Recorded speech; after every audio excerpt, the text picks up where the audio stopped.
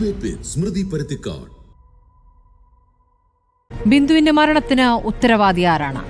2013 കെട്ടിടത്തിന് കുഴപ്പമുണ്ടെന്ന റിപ്പോർട്ട് കിട്ടിയ ഉമ്മൻചാണ്ടി സർക്കാരോ അതോ തുടർഭരണത്തിൽ അവസാന വർഷത്തിലെത്തി നിൽക്കുന്ന പിണറായി സർക്കാരോ? മെഡിക്കൽ കോളേജിന്റെ ഉപയോഗശൂന്യമായ പഴയ ശുചിമുറി കെട്ടിടമാണ് തകർന്നു വീണതെന്ന് പാർട്ടി പത്രം പറയുന്നു. ബിന്ദു വീണപ്പോഴേ തലയോട്ടി പൊട്ടി മരിച്ചുവെന്നും ശ്വാസം മുട്ടിയല്ല മരണമെന്നും പറയുന്നു സ്ഥലം MLA കൂടിയായ മന്ത്രി VN വാസവൻ. തത്സമയം മരണമെങ്കിൽ ഉത്തരവാദിത്തം കുറയുമോ? മന്ത്രി ഉരുട്ടിയിട്ട് കൊന്നതല്ലോ എന്നും അദ്ദേഹം പറയുന്നുണ്ട്.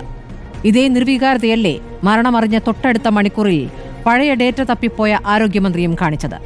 മിനിഞ്ഞാന്നുണ്ടായ ദുരന്തത്തിൽ മന്ത്രിയുടെ അനുശോചനം ഫേസ്ബുക്കിൽ വന്നത് ഇന്നലെയാണ്. ബിന്ദുവിന്റെ വീട്ടിലേക്കെത്താൻ ഇതുവരെ മന്ത്രി വീണ ജോർജിനായിട്ടുമില്ല. കോട്ടയം മെഡിക്കൽ കോളേജിൽ ഇനിയുമുണ്ട് ഇടിഞ്ഞു വീഴാറായ കെട്ടിടങ്ങൾ. ചുമരിടിഞ്ഞും തുരുമ്പെടുത്തും ഇഴജന്തുക്കൾക്ക് കയറാൻ പാകത്തിലുമുള്ള ഹോസ്റ്റൽ കെട്ടിടത്തിലാണ് ഭാവി ഡോക്ടർമാരുടെ ജീവിതം. കേരളത്തിൽ അങ്ങോളം ഇങ്ങോളമുള്ള സർക്കാർ ആശുപത്രികളിലെ പഴകി പൊളിഞ്ഞ ചിത്രത്തെ നമ്പർ 1 പ്രൊപ്പഗാൻഡ കൊണ്ട് മറയ്ക്കാനാകുമോ? ഒരു മരണത്തെക്കുറിച്ച് ചോദിക്കുമ്പോൾ നേട്ടം കാണൂ എന്ന മറുപടിക്ക് എത്രത്തോളമുണ്ട് സ്വീകാര്യത? നാടാകെ കത്തുന്ന പ്രതിഷേധത്തെ മരണവ്യാപാരികളുടെ ആഭാസ നൃത്തമായിട്ടാണ് ഭരണപക്ഷത്തിന് കാണാനാകുന്നത്. പ്രതിഷേധിക്കുന്നവർ മരണവ്യാപാരികളോ എന്നതാണ് ചോദ്യം.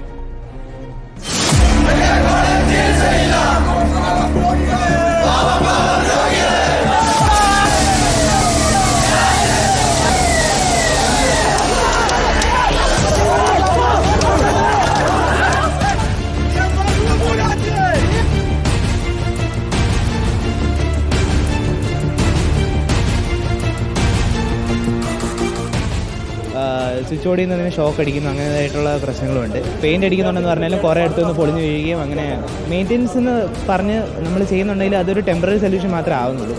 ബിൽഡിങ്ങിന് നല്ല പഴക്കമുള്ളത് കൊണ്ട് തന്നെ സത്യം പറഞ്ഞാൽ അതിൻ്റെ ഡ്യൂറബിലിറ്റി നല്ല കുറവാണ്.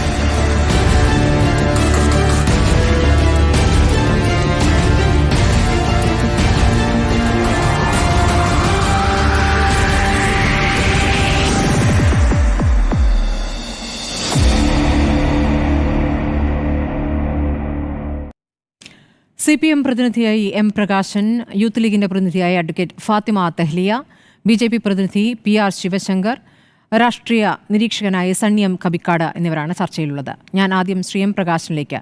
ശ്രീ M പ്രകാശൻ, നാടാകെ ഇന്ന് പ്രതിഷേധ പരിപാടികളായിരുന്നു പ്രതിപക്ഷത്തിന്റെ ഭാഗമായി. ഇന്ന് BJPയും യൂത്ത് കോൺഗ്രസും യൂത്ത് ലീഗും ഒക്കെ തെരുവിലാണ്. പക്ഷേ ഇന്നലെ തുടങ്ങിയ പ്രതിഷേധത്തെ മരണവ്യാപാരികളുടെ ആഭാസ നൃത്തമായിട്ടാണ് CPMന് കാണാനാകുന്നത്. എന്തുകൊണ്ടാണ് ഈ പ്രതിഷേധത്തെ ഒരു ആഭാസ നൃത്തമായി നിങ്ങൾ കാണുന്നത്?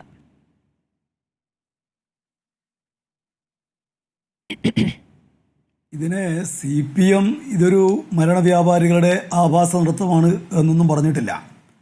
ഇവിടെ കേരളത്തിൽ കഴിഞ്ഞ കുറച്ചു കാലമായിട്ട് കണ്ടുകൊണ്ടിരിക്കുന്നത് ദുരന്തങ്ങൾക്ക് വേണ്ടി വേഴാമ്പലിനെ പോലെ കാത്തു നിൽക്കുന്ന പ്രതിപക്ഷത്തെയും അതുപോലെ നിങ്ങളെപ്പോലെയുള്ള മാധ്യമപ്രവർത്തകരെയുമാണ്. നിർഭാഗ്യകരമായിട്ടൊരു കാര്യമാണിത്. കേരളത്തിൻ്റെ ചരിത്രത്തിൽ ഒരു കാലത്തും ഉണ്ടായിട്ടില്ലാത്ത വലിയ മുന്നേറ്റമാണ് ആരോഗ്യമേഖല നേടിയത് എന്നുള്ളത് അവിതർക്കിതമായ സംഗതിയാണ്. ഇപ്പോൾ നിങ്ങൾ കാണാൻ വേണ്ടി കഴിയും, ആരോഗ്യമേഖല നേട്ടങ്ങൾക്ക് ആഗോള അംഗീകാരമായിട്ട് വിക്ടോറിയൻ പാർലമെൻറ്റ് ആദരിച്ചത് മറ്റാരെയുമല്ല, ഇന്നത്തെ മന്ത്രി വീണ ജോർജിനെയാണ്. RCCക്ക് ഐക്യരാഷ്ട്രസഭയുടെ അംഗീകാരം കിട്ടിയത് ഇക്കാലത്താണ്. ഇന്ന് ഈ കഴിഞ്ഞ 3 വർഷങ്ങളിൽ ഇന്ത്യയിൽ ഏറ്റവുമേറെ സൗജന്യ ചികിത്സ നൽകിയതിനുള്ള അവാർഡ് വാങ്ങിക്കൊണ്ടിരിക്കുന്ന കേരളമാണ്. 2016 ഉമ്മൻചാണ്ടി ഗവൺമെൻറ്റിൻ്റെ കാലത്ത് 50,000 പേർക്ക് സൗജന്യ ചികിത്സ കിട്ടിയ സ്ഥലത്ത് ഇന്ന് LDF ഗവൺമെൻറ്റിൻ്റെ ആദ്യ ഗവൺമെൻറ്റിൻ്റെ കാലത്ത് 2.5 ലക്ഷം, ഇന്ന് 6 ലക്ഷമായിട്ട് വർദ്ധിച്ചിരിക്കുന്നു. ഇപ്പോൾ തന്നെ എത്രയേറെ ആളുകളാണ് മെഡിക്കൽ കോളേജിൽ ചികിത്സിക്കുന്നത് എന്നുള്ളത് നിങ്ങൾ പറഞ്ഞുകൊണ്ടിരിക്കുന്നുണ്ടല്ലോ. അത് കേരളത്തിലെ മെഡിക്കൽ കോളേജുകളിൽ ആരോഗ്യരംഗത്തെ കേരളത്തിന് നേട്ടം അങ്ങ് പറയുന്നതിനോട് യോജിക്കുകയാണ്. കേരളത്തിന് നേട്ടമുണ്ട്. മറ്റ് സംസ്ഥാനങ്ങളുമായി താരതമ്യം ചെയ്യുമ്പോൾ കേരളം മുന്നിൽ തന്നെയാണ്. പക്ഷേ അത് ഈ 9 വർഷം കൊണ്ടുണ്ടായ നേട്ടമാണോ? കേരളം ഉണ്ടാകുന്ന ഘട്ടത്തിൽ തന്നെ കേരളത്തിന് ആ നേട്ടമുണ്ട്. ആരോഗ്യരംഗത്തെ നേട്ടം എന്നുള്ളത് വിദ്യാഭ്യാസ രംഗത്തും ആ രൂപത്തിൽ നേട്ടമുള്ള ഒരു സംസ്ഥാനമാണ് കേരളം. അത് ഈ 9 വർഷം കൊണ്ടുണ്ടാക്കിയതാണ് എന്ന അഭിമാനം പറയേണ്ട, അഭിമാനവാചകങ്ങൾ നിങ്ങൾ ഇപ്പോൾ പുറത്തേക്ക് പറയേണ്ട സമയമാണോ ഇതാ എന്നതാണ് ചോദ്യം. അങ്ങ് പറഞ്ഞല്ലോ ആഭാസ നൃത്തം എന്ന് നിങ്ങൾ പറഞ്ഞിട്ടില്ല. ദേശാഭിമാനിലെ എഡിറ്റോറിയലിലെ തലക്കെട്ടാണ് ഞാൻ വായിച്ചത്. മരണവ്യാപാരികളുടെ ആഭാസ നൃത്തം, അത് തലക്കെട്ടാണ് കേട്ടോ. അതുകൊണ്ടാണ് ഞാൻ അത് ചോദിച്ചത്. ഇനി പറഞ്ഞോളൂ. ഞാൻ പറയട്ടെ. ഇവിടെ കേരളത്തിൽ എന്തുകൊണ്ടാണ് ആരോഗ്യ മേഖലക്ക് ഈ ഉമ്മൻചാണ്ടി ഗവൺമെന്റ് ഭരിച്ചല്ലോ 11 മുതൽ 16 വരെ ഒരു നിലക്കും ഒരു അന്തർദേശീയ ആഗോള അംഗീകാരം ഈ കേരളത്തിൽ കിട്ടിയിട്ടില്ലല്ലോ. ഇപ്പോൾ വൃക്കരോഗ ചികിത്സ, വൃക്ക മാറ്റിവെക്കൽ ഉണ്ടായിട്ടുണ്ട് ഉമ്മൻചാണ്ടി ഗവൺമെൻറ് കാലത്ത്. ഇവിടെ ഈ കോട്ടയം മെഡിക്കൽ കോളേജിൻ്റെയും അതുപോലെ തന്നെ തിരുവനന്തപുരം മെഡിക്കൽ കോളേജിൻ്റെയും കാര്യമെടുത്ത് പരിശോധിക്കുമ്പോൾ ചരിത്രത്തിൽ ആദ്യമായിട്ടല്ലേ ഈ പറയുന്ന തിരുവനന്തപുരം മെഡിക്കൽ കോളേജ് പിന്നെ ഈ ഏറ്റവും കൂടുതൽ സൗജന്യ ചികിത്സ ഒരു സ്ഥാനത്തേക്ക് എത്തിയത്. അതുപോലെ തന്നെ അവർ ചരിത്രത്തിൽ ആദ്യമായിട്ട് ദേശീയ റാങ്കിങ്ങിലേക്ക് എത്തിയത് എപ്പോഴാണ്? ഈ കേരളത്തിൽ LDFൻ്റെ ഗവൺമെൻറ് വന്നതിന് ശേഷമല്ലേ. ഇത്രയേറെ ആരോഗ്യരംഗത്ത് മുന്നേറ്റം ഉണ്ടാക്കിയ മറ്റൊരു കാലമില്ല എന്നുള്ള വസ്തുതയാണ്. അത് ആരെയാണ് അലോസരപ്പെടുത്തുന്നത്? അത് അലോസരപ്പെടുത്തുന്നത് ആരോഗ്യ മേഖലക്കകത്ത് വലിയ നിക്ഷേപം നടത്തിക്കൊണ്ടിരിക്കുന്ന ഇന്ത്യയിലെ വൻകിട കോർപ്പറേറ്റുകളെയാണ്. ഇപ്പോൾ നിങ്ങൾ ശ്രദ്ധിച്ചു കാണും, ഈ കഴിഞ്ഞ 2 വർഷമായിട്ട് 10,000 കോടി രൂപയുടെ നിക്ഷേപമാണ് ഈ ലോകത്തുള്ള വലിയ വൻകിട കോർപ്പറേറ്റ് കമ്പനികൾ ഈ കേരളത്തിൽ നടത്തിയിരിക്കുന്നത്. എന്തിനു വേണ്ടിയാ? ഈ കേരളത്തിനകത്തുള്ള ആരോഗ്യ മേഖലയെ തങ്ങളുടേതാക്കി മാറ്റാനാണ്. അതിനെന്ത് വേണം? അതിന് കേരളത്തിലെ പൊതു ആരോഗ്യരംഗം തകരണം, അത് മോശമാണെന്ന് വരുത്തണം. കേരളത്തിലെ നിങ്ങൾ കോർപ്പറേറ്റുവൽക്കരണത്തിനും കോർപ്പറേറ്റുകൾ കേരളത്തിലേക്ക് വരുന്നതിനെയും നിങ്ങൾ സ്വീകരിക്കുന്നവരല്ലേ? പിന്നെ എങ്ങനെയാണ് ആ രൂപത്തിൽ അതിനോട് പ്രതികരിക്കുക? ഒരു മിനിറ്റ്, നമ്മുടെ വിഷയം ഒരു മരണമാണല്ലോ ശ്രീ എം പ്രകാശൻ. ഒരു മരണം ഇവിടെ സംഭവിക്കുമ്പോൾ ഈ നേട്ടങ്ങളുടെ പട്ടികയാണ് പറയേണ്ടതെന്നാണ് എന്റെ ആദ്യത്തെ ചോദ്യം. നിങ്ങൾക്ക് കിട്ടിയ ഒരു സമ്മാനമാണ് ദുരന്തം. ഞാൻ പറയുന്നത് നിങ്ങൾക്ക് കിട്ടിയ ഒരു വലിയ വീണ് കിട്ടലാണ് ദുരന്തം. കാത്തു നിൽക്കാണ്. ആരെങ്കിലും മരിക്കട്ടെ.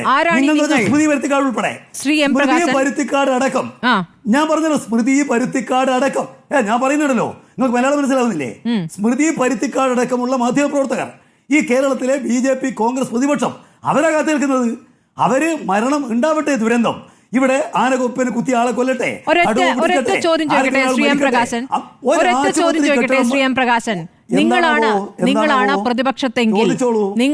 പ്രതിപക്ഷത്തെങ്കിൽ ഇങ്ങനെ ഒരു മരണം മെഡിക്കൽ കോളേജിലെ കെട്ടിടത്തിന്റെ ഒരു ഭാഗം, പഴകിയ കെട്ടിടം അടർന്നു വീണ് ഒരു സ്ത്രീ മരിച്ചാൽ നിങ്ങൾ എന്ത് ചെയ്യുമായിരുന്നു? നിങ്ങളാണ് പ്രതിപക്ഷത്തെങ്കിൽ.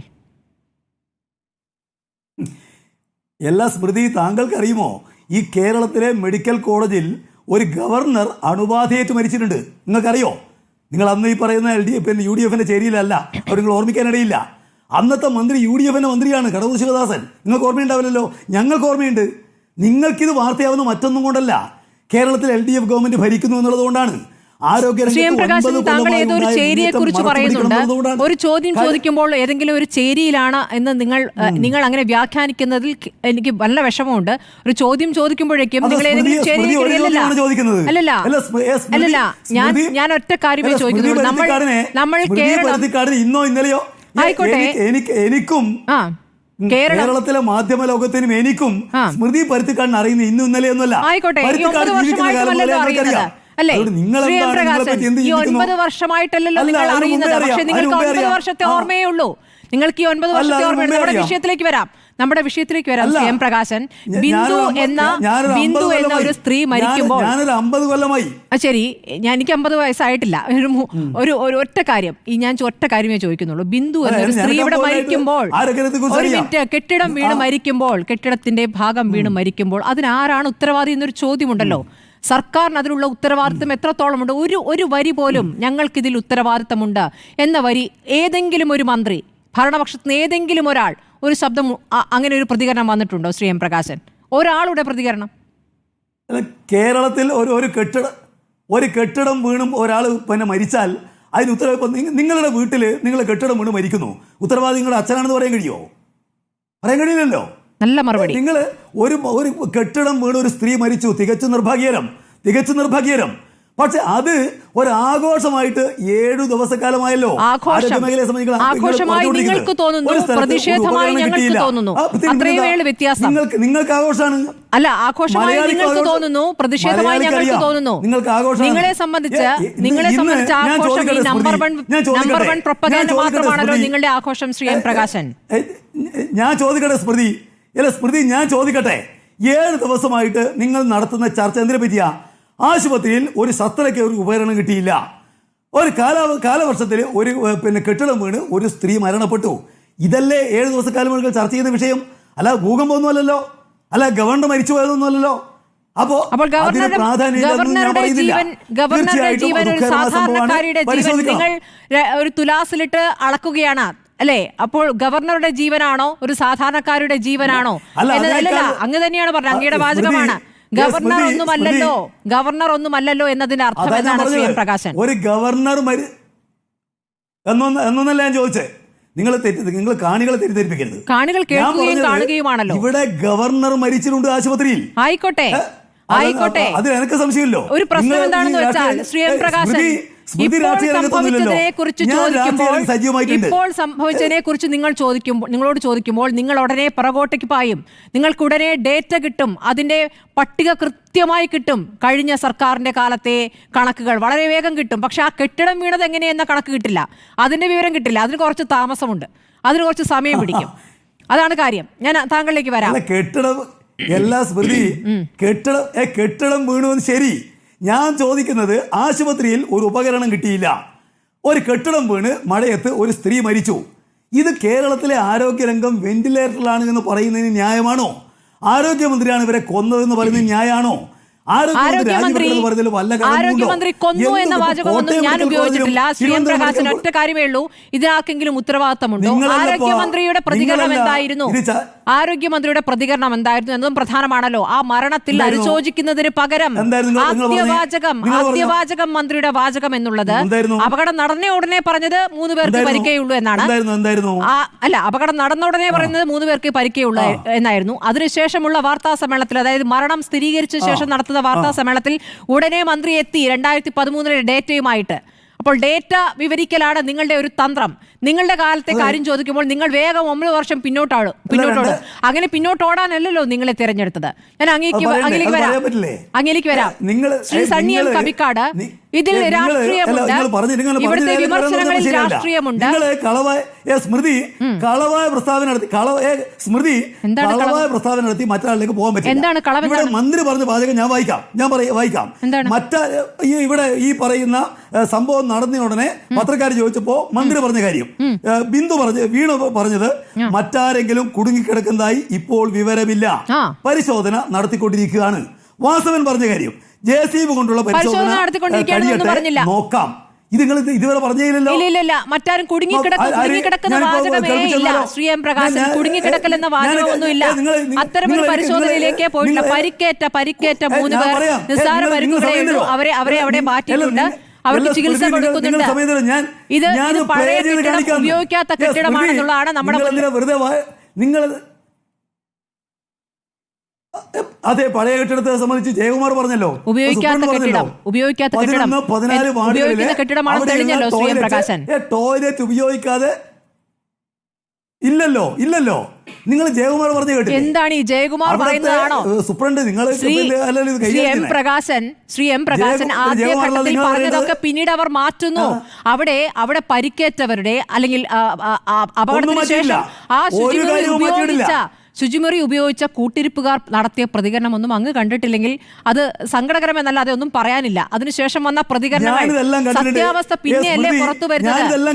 തകർന്നു വീണത് അടഞ്ഞു കിടന്ന ഒരു ശുചിമുറി അല്ല. ശരി, അത് നമുക്ക് വ്യക്തിപരമായ വിഷയത്തിലേക്ക് ചർച്ച മാറ്റണ്ട. ശ്രീ എം പ്രകാശ്, നമ്മുടെ മുന്നിലെ വിഷയമാണല്ലോ ചോദിക്കുന്നത്. ഞാൻ വ്യക്തിപരമായിട്ടുള്ള ഒരു കാര്യം പറയുന്നില്ല. ഞാൻ പറയുന്നത് അവിടെ ഉണ്ടായ സംഭവത്തെക്കുറിച്ച് ജയകുമാർ ഇന്ന് ദേശാമനിലുണ്ട്, നിങ്ങൾ വായിച്ചു നോക്കണം. ദേശാഭിമാനി നിങ്ങൾക്ക് വായിക്കുന്നില്ല, എക്സ്പ്രസ് ചെയ്തൊന്നുമില്ലല്ലോ, ഒന്ന് വായിച്ചു നോക്കണം. അദ്ദേഹം പറഞ്ഞെന്താ, 14 വാർഡുകളിലെ ടോയ്ലറ്റ് ദേശാഭിമാനി മാത്രമല്ല എല്ലാ പത്രക്കാരോടും പറഞ്ഞിട്ടുണ്ട്. എല്ലാ പത്രക്കാരോടും പറഞ്ഞു നിങ്ങൾ കൊടുക്കൂല, നിങ്ങൾ കൊടുക്കാത്തതുകൊണ്ട് ദേശാഭിമാനി എടുത്തു കൊടുത്തു. അത്ര ജയകുമാർ പറഞ്ഞിരിക്കുന്നത് 11-14 വാർഡുകളിലെ ടോയ്ലറ്റുകൾ ഉപയോഗിക്കുന്ന ശുചിമുറിയുമുണ്ട്. ശ്രീ എം പ്രകാശൻ ഉപയോഗിക്കുന്ന ശുചിമുറിയുമുണ്ട് തകർന്നു വീണതിൽ. ഞാൻ പറയുന്നത് കേൾക്കുക നിങ്ങള്. ഉണ്ടതില്ലെന്നല്ല അദ്ദേഹം പറഞ്ഞത്, അദ്ദേഹം പറഞ്ഞത് 11-14 വാർഡുകളിലെ ശുചിമുറി പൂട്ടിയതാണ്. ആ പൂട്ട് അടിച്ചു പൊളിച്ചാണ് ഞങ്ങളത് തുറന്നത്. മറ്റൊരു വാർഡിനകത്തുള്ള ശുചിമുറി അതിനകത്ത് ആളുകൾ ഉപയോഗിക്കാൻ പാടില്ലെന്ന് തീരുമാനിച്ചതാണ്. അതാണല്ലോ പറഞ്ഞത്. നിങ്ങൾ പറയുന്നത് എന്താ? നിങ്ങൾ പറയുന്നത് ഇതാകെ ഉപയോഗിക്കുന്നതാണ്, ഇത് അവിടെ എന്തോ അനാസ്ഥ ഉണ്ടായിട്ടുള്ളതാണ്. അതുപോലെ മന്ത്രി വന്നിട്ടാണ് ഈ പറയുന്നതെല്ലാം തന്നെ അവിടെ രക്ഷാപ്രവർത്തനം വൈകിച്ചത് എന്നാണല്ലോ നിങ്ങൾ പറയുന്നത്. എന്താ സൂപ്രണ്ട് പറഞ്ഞിരിക്കുന്ന കാര്യം? സൂപ്രണ്ട് സമയം പറഞ്ഞു, 10:50 സംഭവം, 11:05 ഫയർഫോഴ്സ് എത്തി. അപ്പോൾ തന്നെ അവർ ഓപ്പറേഷൻ ആരംഭിച്ചു. 11:50 മന്ത്രിമാരെത്തി. ഫയർഫോഴ്സ് 12 മണിക്കേ വന്നിട്ടുള്ളൂ. ഫയർഫോഴ്സ് 12 മണിക്കേ വന്നിട്ടുള്ളൂ. ഫയർഫോഴ്സ് 12 മണിക്കാണ് വന്നത് ശ്രീ എം പ്രകാശൻ. ഇതൊക്കെ തത്സമയം ആ ദൃശ്യങ്ങൾ പോയിക്കൊണ്ടിരിക്കുകയാണ് ശ്രീ എം പ്രകാശൻ. ആ കെട്ടിടം വീണ നിമിഷം മുതൽ ആ വാർത്തയിൽ നിന്ന് മാറിയല്ല.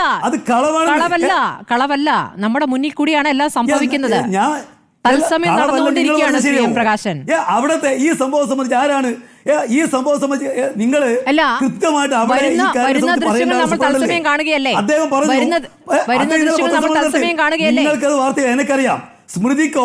സ്മൃതിക്കോ റിപ്പോർട്ട് വാർത്തയാവില്ല, കാരണം നിങ്ങൾക്ക് അനുകൂലമായ വാർത്തയല്ലത്. അദ്ദേഹം പറഞ്ഞു 10:50 സംഭവം. 11:05 ഫയർഫോഴ്സ് എത്തി. 15 മിനിറ്റ് കൊണ്ട് അവിടെയുള്ള മുഴുവൻ പേരും ഇവാക്യുവേറ്റ് ചെയ്തു. 11:50 മന്ത്രിമാരെത്തി. ഞാനും വാസവനും ഒന്നിച്ചാണ് അതിനകത്ത് കയറിയത്. 11:52 ആദ്യ ഹിറ്റാച്ചി എത്തി. 11:57 രണ്ടാമത്തെ ഹിറ്റാച്ചി എത്തി. പക്ഷെ അങ്ങോട്ടേക്ക് ഇപ്പോൾ വിസ്തൃതം പറഞ്ഞല്ലോ, മരിച്ച ബിന്ദുവിന്റെ ഭർത്താവ് പറഞ്ഞു അവിടേക്ക് ഒരു നിങ്ങൾക്ക് വാർത്തയാവില്ല. ഞാനൊന്ന് സണ്ണി എം കബിക്കാട്ടിലേക്ക് പോട്ടെ. ശ്രീ സണ്ണി എം കബിക്കാട്, ഇവിടത്തെ പ്രതിഷേധങ്ങൾ അദ്ദേഹത്തിന് വർത്താനം പറയാം. ഞാൻ അടുത്ത ആളിലേക്ക് പോട്ടെ. ഉണ്ടാവില്ല, കാരണം രാഷ്ട്രീയല്ലേ. പ്രതിഷേധം ഉണ്ടാവും, അത് രാഷ്ട്രീയമാണ്. നിങ്ങളെ പോലുള്ള അതേ രാഷ്ട്രീയമാണിത്. മറ്റേ പ്രതിഷേധം എന്ന് പറഞ്ഞാൽ വെറുതെ പിന്നെ സ്വയം ഉണ്ടാകുന്നല്ല. BJP അവരെത്ര കാലം പ്രതിഷേധം ഉണ്ടാവും.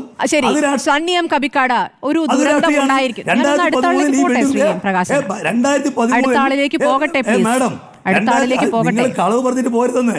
നിങ്ങൾ വസ്തുത പറഞ്ഞാൽ വസ്തുത പറഞ്ഞാൽ ഞാൻ പിന്നെന്താ നിങ്ങൾ ഭൂരിപക്ഷം കളവാണ്. ആര് കുടുങ്ങിക്കിടക്കുന്നില്ല. അതെ, 2016 വരെ ഉമ്മൻചാണ്ടി ഗവൺമെന്റ് ഒന്നും ചെയ്തില്ല. 16 LDFന്റെ ഗവൺമെന്റ് ശൈലജ ടീച്ചർ വന്നപ്പോൾ നടപടി നീക്കി. 18 പുതിയ ബിൽഡിംഗ് എടുക്കാൻ വേണ്ടി തീരുമാനിച്ചു. 2 കൊല്ലക്കാലം കോവിഡ് കൊണ്ട് നടന്നില്ല. 21 പണി പിന്നെ ആരംഭിച്ചു. ഇപ്പോൾ പണി പൂർത്തീകരിച്ചു. അതൊന്നും നിങ്ങൾ പറയുന്നില്ലല്ലോ, കാരണം നിങ്ങൾക്ക് പറയേണ്ട കാര്യമില്ല. LDF ഗവൺമെന്റ് ചെയ്താണല്ലോ. നിങ്ങൾക്ക് ഞങ്ങളെ കുറ്റപ്പെടുത്താൻ എന്തെങ്കിലും ഉണ്ടെങ്കിൽ വാർത്തകൾക്കിടയിൽ അത് കണ്ടുപിടിച്ച് പറയല്ലേ. നിങ്ങൾ പറഞ്ഞ് കളവ് ഞാൻ പറയാം. ഒരാൾ കുടുങ്ങിക്കിടക്കുന്നില്ല, മന്ത്രിമാർ പറഞ്ഞിട്ടേ ഇല്ല. നിങ്ങൾ മന്ത്രിമാർ പറഞ്ഞതായിട്ട് അതിന് വീഡിയോ കാണിച്ചാൽ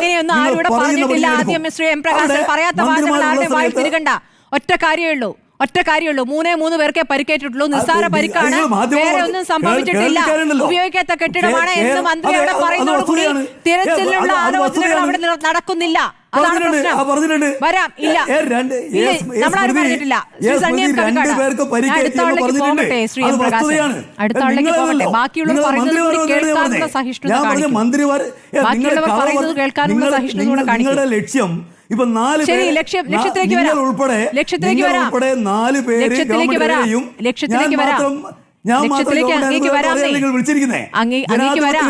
ആയിക്കോട്ടെ, 15 മിനിറ്റ് അങ്ങേക്ക് മാത്രമല്ലേ തന്നത്? 15 മിനിറ്റ് അങ്ങേക്കാണല്ലോ കിട്ടിയത് ശ്രീ എം പ്രകാശൻ. കളവ് പറഞ്ഞു പോകുന്നതുകൊണ്ടാണ് നിങ്ങൾക്ക് കിട്ടിയ സമയം ന്യായമായിട്ടാണ് വിനിയോഗിച്ചെങ്കിൽ ഞാൻ ഒരു വാക്കധികം പറയില്ല.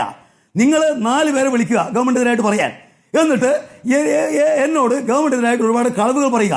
പിന്നെ അതിന് മറുപടി പറയാൻ പിന്നെ ഞാൻ വന്നിരിക്കുന്നേ, ഞാൻ നിങ്ങൾ ക്ഷണിച്ചിട്ട് വന്നതാണേ. അവിടെ പറഞ്ഞു അങ്ങയുടെ വാദം പൂർത്തിയായെങ്കിൽ ഞാൻ അടുത്ത ആളിലേക്ക് പോകട്ടെ. അങ്ങ് പറഞ്ഞത് ആവർത്തിക്കാതിരിക്കൂ ദയവ് ചെയ്തിട്ട്. പറഞ്ഞ കാര്യങ്ങൾ ആവർത്തിക്കാതിരിക്കൂ. പറഞ്ഞു കഴിഞ്ഞല്ലോ.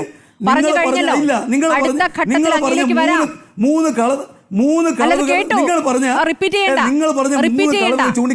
ശ്രീ സണ്ണി എം കബിക്കാട്, താങ്കൾ കോട്ടയം ജില്ലയിൽ നിന്നുള്ള ആൾ കൂടിയാണല്ലോ. ശ്രീ സണ്ണി എം കബിക്കാട്, അവിടുത്തെ മെഡിക്കൽ കോളേജ് ആശുപത്രിയുടെ ഉപയോഗശൂന്യമായ ഒരു മുറി ആണ് തകർന്നു വീണത് എന്ന മട്ടിലാണ് അതേ CPM വ്യാഖ്യാനിക്കുന്നത്. പാർട്ടി മുഖപത്രത്തിൽ മരണവ്യാപാരികളുടെ ആഭാസ നൃത്തം എന്നാണ് പ്രതിപക്ഷ പ്രതിഷേധത്തെ കാണുന്നത്. അതോടൊപ്പം മാധ്യമങ്ങൾ ഈ വിഷയത്തിൽ പ്രതികരിക്കുന്നത്, മാധ്യമങ്ങൾ ഈ വാർത്ത കൊടുക്കുന്നതിനും ഈ ആഭാസ നൃത്തത്തിന്റെ ഭാഗമായി മാധ്യമങ്ങളും ഉണ്ട് എന്ന് ചേർത്തിട്ടാണ് അതിനെ പറയുന്നത്.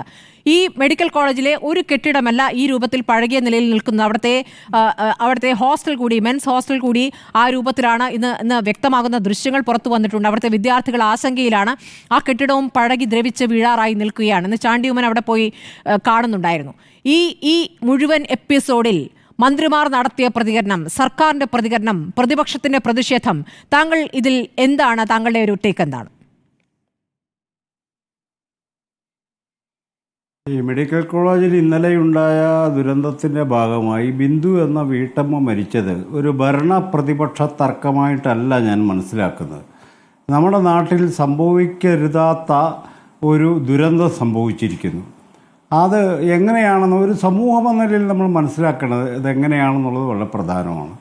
ഇപ്പോൾ ഇടതുപക്ഷത്തിൻ്റെ പ്രതിനിധിയായിട്ടുള്ള അദ്ദേഹം ഇത്രയും വൈകാരികമായി ഇടപെടേണ്ട ഒരു കാര്യവുമുണ്ടെന്ന് ഞാൻ വിചാരിക്കുന്നില്ല. വസ്തുതകൾ പറയുക, എല്ലാവർക്കും അത് മനസ്സിലായിക്കോളും, കേൾക്കുന്ന ഒരു ആൾക്കാർക്കത് മനസ്സിലാവും. അതിന് പകരം കേരളം നമ്പർ 1 ആണ്, കേരളം ഈ പറഞ്ഞ ആരോഗ്യ മേഖല മുമ്പിലാണ്, ഇതൊക്കെ എല്ലാവർക്കും അറിയാവുന്ന കാര്യമാണ്. അത് പിണറായി വിജയൻ ഭരിക്കുന്ന കാലത്ത് മാത്രം ഉണ്ടായതല്ല. ഈ കേരളം രൂപം കൊള്ളുന്നതിന് മുൻപ് തന്നെ ഉണ്ടായൊരു സംഭവത്തിൻ്റെ വേരുകളാണ് ഈ നമ്മുടെ ഈ ആരോഗ്യ മേഖലയുടെ ഒരു മുന്നോട്ട് പോക്കിന് കാരണമായിട്ടുള്ളത്. അതൊന്നും അല്ല ഇവിടെ ചർച്ച ചെയ്യുന്നത്. ബിന്ദു ഭരിക്കാനിടയായ ഒരു സാഹചര്യം എങ്ങനെയാണ് ഉണ്ടായത്? ഗവൺമെൻറ് മിഷണറി ഉത്തരവാദിത്തപൂർവ്വം അക്കാര്യത്തിൽ ഇടപെട്ടോ എന്നുള്ളതാണ് ചോദ്യം എന്നാണ് ഞാൻ മനസ്സിലാക്കുന്നത്.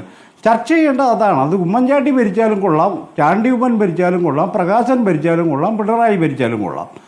ഒരു പൗരയാണ് ഇവിടെ മരിച്ചിരിക്കുന്നത്. ഇവിടെ സംഭവിച്ച കാര്യം എന്തെന്ന് ചോദിച്ചാൽ, ഈ ദുരന്തമുണ്ടാകുന്നു. ആരോഗ്യമന്ത്രി കോട്ടയത്തുണ്ട്.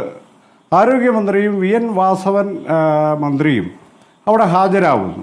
3 പേർക്ക് നിസ്സാര പരിക്കേറ്റിട്ടുണ്ട്, വേറെ പ്രശ്നങ്ങളൊന്നുമില്ല എന്നൊരു പ്രസ്താവന നടത്തുന്നു. ഈ പ്രസ്താവന ഒരു ദുരന്ത സാഹചര്യത്തിൽ ചെയ്യാവുന്നതാണോ എന്നതാണ് ചോദ്യം. ഇത്രയും ആൾക്കാർ വന്നു പോകുന്നൊരു സ്ഥലമാണെന്നും കെട്ടിടം ഇടിഞ്ഞു വീണിട്ടുണ്ടെങ്കിൽ അടിയന്തിരമായി പരിശോധന നടത്തി ആരെങ്കിലും കുടുങ്ങിയിട്ടുണ്ടോ എന്ന് ചോദിക്കാനുള്ള ജാഗ്രത എന്തുകൊണ്ട് വീണ ജോർജിന് ഇല്ലാതെ പോയി എന്നതാണ് ചോദ്യം.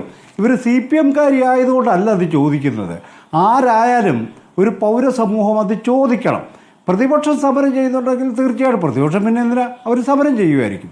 ഞാൻ ഉന്നയിക്കുന്ന കാര്യം, വീണ ജോർജ് അടിയന്തരമായി അത് പൊളിച്ച് നീക്കി മാറ്റി അതിനകത്ത് ആരെങ്കിലും കുടുങ്ങിയിട്ടുണ്ടോ എന്ന് പരിശോധിക്കണം എന്ന് പറയേണ്ടതിന് പകരം അവിടെ കുഴപ്പമൊന്നുമില്ല എന്ന് പറഞ്ഞതിലൂടെ ഇത് പുറത്തെടുക്കുന്നത് താമസിക്കുന്നു. മാത്രവുമല്ല, ഇന്ന് വന്നൊരു വാർത്തകൾ ശ്രമിക്കുന്നു, 11 മണിക്ക് കെട്ടിടം വീണപ്പോൾ തന്നെ ബിന്ദു മരിച്ചെന്നാണ് പോസ്റ്റ്മോർട്ടം റിപ്പോർട്ടിൽ എന്നാണ് ഒരു നേതാവ് ഇന്ന് പ്രസ്താവന ഇറക്കിയത്. ഓർക്കണം എത്ര ഭീകരന്മാരാണ് ഈ നേതാക്കളെന്ന്. മന്ത്രി VN വാസവന്റെ പ്രതികരണം ഇതാണ്: വീണയുടൻ തലയോട്ടി പൊട്ടിയിട്ടാണ് ആ മരണം, അല്ലാതെ കെട്ടിടത്തിനടിയിൽ കിടന്ന് ശ്വാസം മുട്ടിയിട്ടല്ല. എന്താണ് പ്രൂവ് ചെയ്യുന്നത് ആ വാചകത്തിലൂടെ? അല്ല എന്ന് പറഞ്ഞാൽ നമ്മൾ മനസ്സിലാക്കേണ്ട ഒരു കാര്യം, ഞങ്ങൾ നേരത്തെ ഇറങ്ങി പുറപ്പെട്ട അന്നാലും തന്നെ പുറത്തെടുത്താലും ബിന്ദു രക്ഷപ്പെടുകയായിരുന്നെന്നാണ് ഈ സ്ഥാപിക്കുന്നത്. ഇങ്ങനെയാണോ ഒരു മനുഷ്യജീവൻ നഷ്ടപ്പെടുമ്പോൾ ഒരു ഭരണകൂടം ഇടപെടേണ്ടത്? അവിടെ കെട്ടിടത്തിൻ്റെ സുരക്ഷാ ചുമതലയുള്ള ഉദ്യോഗസ്ഥൻ ആരാണ്? അയാൾക്കെതിരെ എന്ത് നടപടിയാണ് നമുക്ക് സ്വീകരിക്കാൻ പറ്റുക? അവിടുത്തെ സൂപ്രണ്ട് പറഞ്ഞു ഞാനെല്ലാം ഏറ്റെടുത്തെന്ന് പറഞ്ഞു പോകുമല്ലോ, പറഞ്ഞു പോകും. അതാ കേരളത്തിൻ്റെ അനുഭവം. ആശുപത്രിയിൽ പഞ്ഞിയില്ലാത്ത കാര്യമൊന്നും അല്ലല്ലോ ഷുക്കൂർ പറഞ്ഞത്, അല്ല ഹാരിസ് പറഞ്ഞത്. അവിടെ ഉപകരണങ്ങളില്ലെന്നാണ് പറഞ്ഞത്. അതിൻ്റെ പേരിൽ എന്തെല്ലാം പ്രശ്നങ്ങളാണ് അദ്ദേഹം നേരിടേണ്ടി വരുന്നത്. അദ്ദേഹം കേരളത്തിൻ്റെ ആരോഗ്യ മേഖലയെ തകർക്കാൻ ശ്രമിക്കുന്നു, പ്രതിപക്ഷത്തിന് വടി കൊടുക്കുന്നു. നമ്മളിങ്ങനെയാണോ ഈ വിഷയത്തെ കാണേണ്ടത്? ഈ കേരളത്തിലെ മെഡിക്കൽ കോളേജുകൾ രോഗികളെ ചികിത്സിക്കാൻ ആവശ്യമായ കാര്യങ്ങൾ സമയാസമയങ്ങളിൽ എത്തുന്നില്ല എന്ന ഗുരുതരമായൊരു പ്രശ്നം ഹാരിസ് ഉന്നയിച്ചിട്ടുണ്ടെങ്കിൽ ഇതാ ഞങ്ങൾ പരിഹരിച്ചിരിക്കുന്നു എന്നാണ് ഗവൺമെൻറ്, ഒരു ജനാധിപത്യ ഗവൺമെൻറ് പറയേണ്ട ഉത്തരം. അത് ഹൈദരാബാദിൽ നിന്ന് സാധനങ്ങൾ ഇറക്കുമതി ചെയ്തല്ലോ, നല്ല കാര്യമല്ലേ? അതല്ലേ പറയേണ്ടത്? ഇദ്ദേഹം മിണ്ടരുതായിരുന്നു എന്നാണോ പറയേണ്ടത്? ഹാരിസ് മിണ്ടരുതായിരുന്നു. ഹാരിസ് നമ്മളുടെ മേന്മ മുഴുവൻ തകർക്കുന്ന നടപടിയെടുത്ത് അങ്ങനെയല്ല ഈ വിഷയത്തെ കാണേണ്ടത്. എന്നിട്ട് പ്രതിപക്ഷം സമരം ചെയ്തോ, പ്രതിപക്ഷത്തിന് ഇപ്പോൾ ഈ ചർച്ച തന്നെ ഭരണപക്ഷത്തെ ഒതുക്കാൻ വേണ്ടി ആസൂത്രിതമായി ചെയ്തതാണെന്നൊക്കെയാണ് ഇടതുപക്ഷ നേതാവായിട്ടുള്ള പ്രകാശൻ സൂചിപ്പിക്കുന്നത്. നമ്മൾ അങ്ങനെ വിഷയത്തെ ഞാൻ എന്തായാലും അങ്ങനെ വിഷയത്തെ കാണുന്നില്ല. പക്ഷേ ഇക്കാര്യത്തിൽ വീണ കാണിച്ചത് അധാർമികമായൊരു ഇടപാടാണ് എന്ന് പറയാതിരിക്കാൻ പറ്റത്തില്ല. അവർ ആരോഗ്യമന്ത്രിയാണ്. ആയിരക്കണക്കിന് മനുഷ്യർ വന്നു പോകുന്ന അവിടെ കിടന്ന് ചികിത്സിക്കുന്ന മെഡിക്കൽ കോളേജിൻ്റെ ഒരു ഭാഗം ഇടിഞ്ഞു വീഴുമ്പോൾ അതിനകത്ത് ആരെങ്കിലും ഉണ്ടോ എന്ന് പരിശോധിക്കാനുള്ള ധാർമ്മിക ഉത്തരവാദിത്തം അവർക്കുണ്ട്. അവരത് നിറവേറ്റിയില്ല എന്ന് മാത്രമല്ല, അത് ന്യായീകരിക്കാനാണ് പിന്നെയും ശ്രമിക്കുക. അതൊരു നല്ല ശീലമായിട്ട്, അതൊരു നല്ല ഗുണമായിട്ട് കേരളത്തിലെ ഇടതുപക്ഷ മാധ്യമങ്ങളും രാഷ്ട്രീയ പ്രവർത്തകരും കൊണ്ടാടരുത്. അതൊരിക്കലും നല്ലൊരു ശീലമല്ല. അവരാ ഉത്തരവാദിത്വം നിറവേറ്റിയിട്ടില്ല. അതുകൊണ്ട് തന്നെ ഇതിനകത്ത് പറഞ്ഞ ഈ ശുചിമുറി ആരോ തല്ലിപ്പൊളിച്ച് അകത്ത് കയറിയുന്നത്, ഇത് ആരോടത് ഇവർ ഈ പറയുന്നത്? ആരോടാണ് ഇത് പറയുന്നത്? നാളുകളായി 2 ശുചിമുറികൾ അവിടെ നിരന്തരമായി ഉപയോഗിച്ചുകൊണ്ടിരിക്കുന്നു എന്നുള്ളത് അവിടെയുള്ള രോഗികൾ തന്നെ വെളിപ്പെടുത്തുന്ന ഒരു കാര്യമാണ്. തല്ലിപ്പൊളിച്ച് അകത്ത് കയറിയ എന്ന് പറയും രോഗികൾ മുതൽ എന്തോ സാമൂഹ്യ വിരുദ്ധ പണി ചെയ്തെന്നാണ് ഈ ഇടതുപക്ഷ നേതാക്കൾ കേരളത്തിൽ പ്രചരിപ്പിക്കുന്നത്. അവർക്കവിടെ മരുന്ന് കിട്ടുന്നില്ല, ഓപ്പറേഷൻ നടക്കുന്നില്ല, സമയത്ത് ഇടപാട് നടക്കുന്നില്ല, സ്വന്തം കയ്യിൽ നിന്ന് പണം മുടക്കി സാധനങ്ങൾ മേടിച്ച് കൊടുക്കേണ്ട അവസ്ഥയുണ്ടെന്ന് പറഞ്ഞാൽ അതൊരു യാഥാർത്ഥ്യമാണെങ്കിൽ പരിഹരിക്കുകയല്ലേ ചെയ്യേണ്ടത്? അത് പറയുന്നത് കുറ്റമാണെന്നാണോ പറയേണ്ടത്? അതെന്ത് ജനാധിപത്യമാണ്? എന്തെങ്കിലും പറഞ്ഞു പോയാൽ പിണറായി വിജയൻ്റെ ഇമേജ് തകരും, അതുകൊണ്ട് കേരളത്തിലാരും മിണ്ടരുതെന്നാണോ പറയുന്നത്? ഇതെന്താ ഈ പറയുന്നത്? അത് VD സതീശനാണെങ്കിലും ഇത് പറയണമെന്നേ, രമേശ് ചെന്നിത്തലയാണെങ്കിലും ഇത് പറയണം. അല്ലാതെ പിണറായിയോട് പ്രത്യേക വൈരാഗ്യം വെച്ചിട്ടൊന്നുമല്ല. മാത്രമല്ല ഇവിടെ സ്വകാര്യ മേഖല ഈ പൊതുമേഖലയെ തകർത്ത് ആരോഗ്യമേഖല പിടിച്ചെടുക്കാൻ കേരളത്തിലെ മന്ത്രിമാരെവിടെയാണ് ചികിത്സിക്കുന്നത്?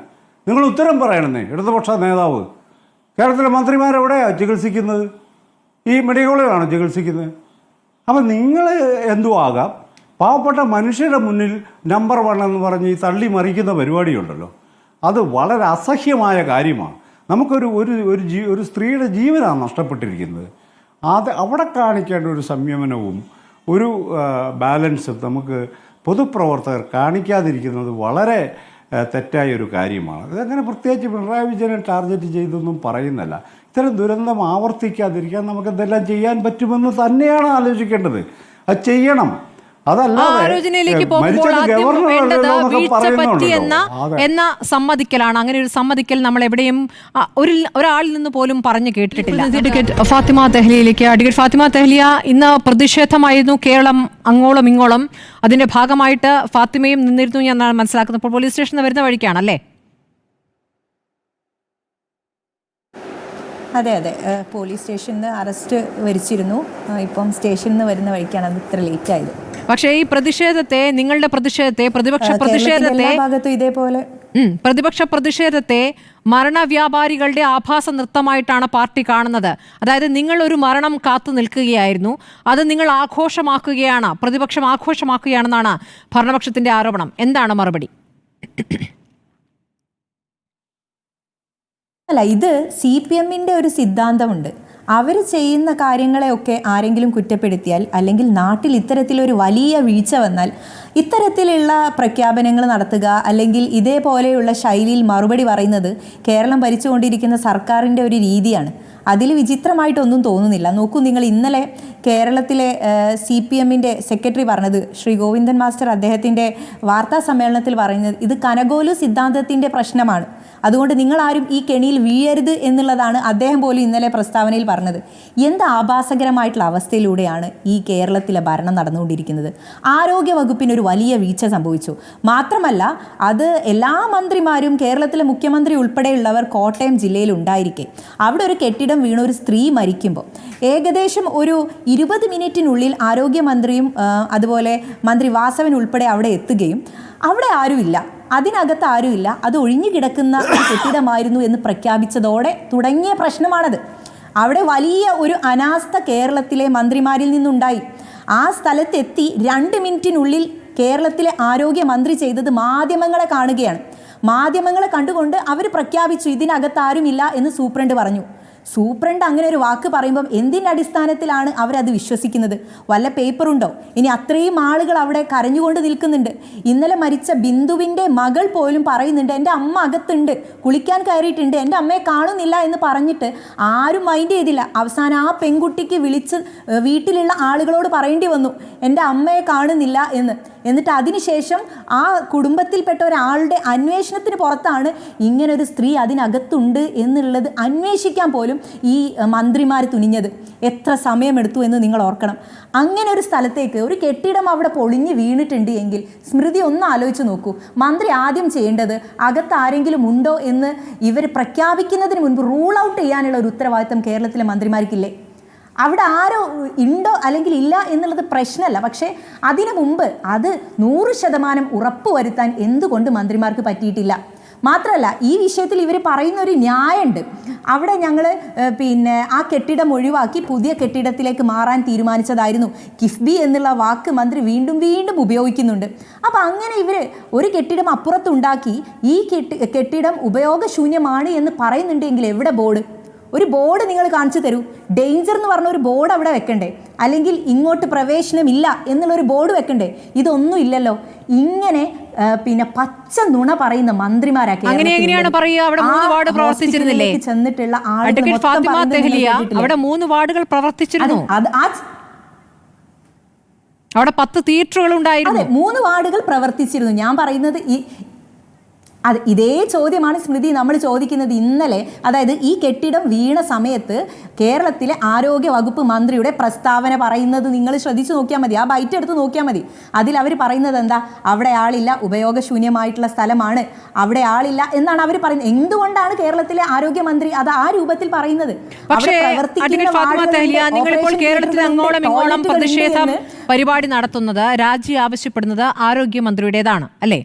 അങ്ങനെയെങ്കിൽ ഇവിടെ രാജ്യത്ത് വിമാനാപകടം, വലിയ വിമാന ദുരന്തമുണ്ടായി. പ്രധാനമന്ത്രിയുടെ രാജി ഇവിടെ ആരും ആവശ്യപ്പെട്ടില്ലല്ലോ. ഇവിടെ ട്രെയിൻ അപകടങ്ങൾ ഉണ്ടാകുമ്പോൾ ഇവിടെ റെയിൽവേ മന്ത്രിയുടെ രാജി ആവശ്യപ്പെടുന്നില്ലല്ലോ എന്നൊരു മറു ചോദ്യം കൂടിയുണ്ട്. ഇവിടെ ഒരാൾ മരിച്ചപ്പോഴേക്കും ഉടനെ ആരോഗ്യമന്ത്രി അതൊരു സ്ത്രീ ആയതുകൊണ്ട്, ഒരു വനിതയായതുകൊണ്ട് ഒരു പ്രത്യേക അജണ്ടയുണ്ട് അതിന് പുറത്ത് എന്ന പ്രതികരണം കൂടി ഭരണപക്ഷത്ത് നിന്ന് വരുന്നുണ്ട്. അപ്പോൾ ഫാത്തിമ ഒരു സ്ത്രീ എന്ന നിലയ്ക്ക് കൂടി അതിനോട് പ്രതികരിക്കണം. അങ്ങനെയല്ല സ്മൃതി. ഈ രാജ്യത്ത് ഞാൻ പറയുന്നു, ഇതിന് മുൻപുണ്ടായിട്ടുള്ള എല്ലാ കാര്യങ്ങളിലും, അത് പുൽവാമ അറ്റാക്ക് മുതൽ നിങ്ങൾ പരിശോധിച്ച് നോക്കിയാൽ മതി. പുൽവാമ അറ്റാക്ക് മുതൽ അതിനുശേഷം വന്ന കോറമൻഡൽ എക്സ്പ്രസ് ട്രെയിൻ അപകടം നിങ്ങൾക്ക് ഓർമ്മയുണ്ടാകും. ആ സമയങ്ങളിലൊക്കെ, ഇനി വേണ്ട, ഇപ്പോൾ അടുത്ത് കാശ്മീരിൽ ഉണ്ടായിട്ടുള്ള ഭീകരവാദികളുടെ വെടിവെപ്പ്, ഈ സമയങ്ങളിലൊക്കെ നിരന്തരമായിട്ട് നമ്മൾ ആവശ്യപ്പെട്ടത് എന്താ?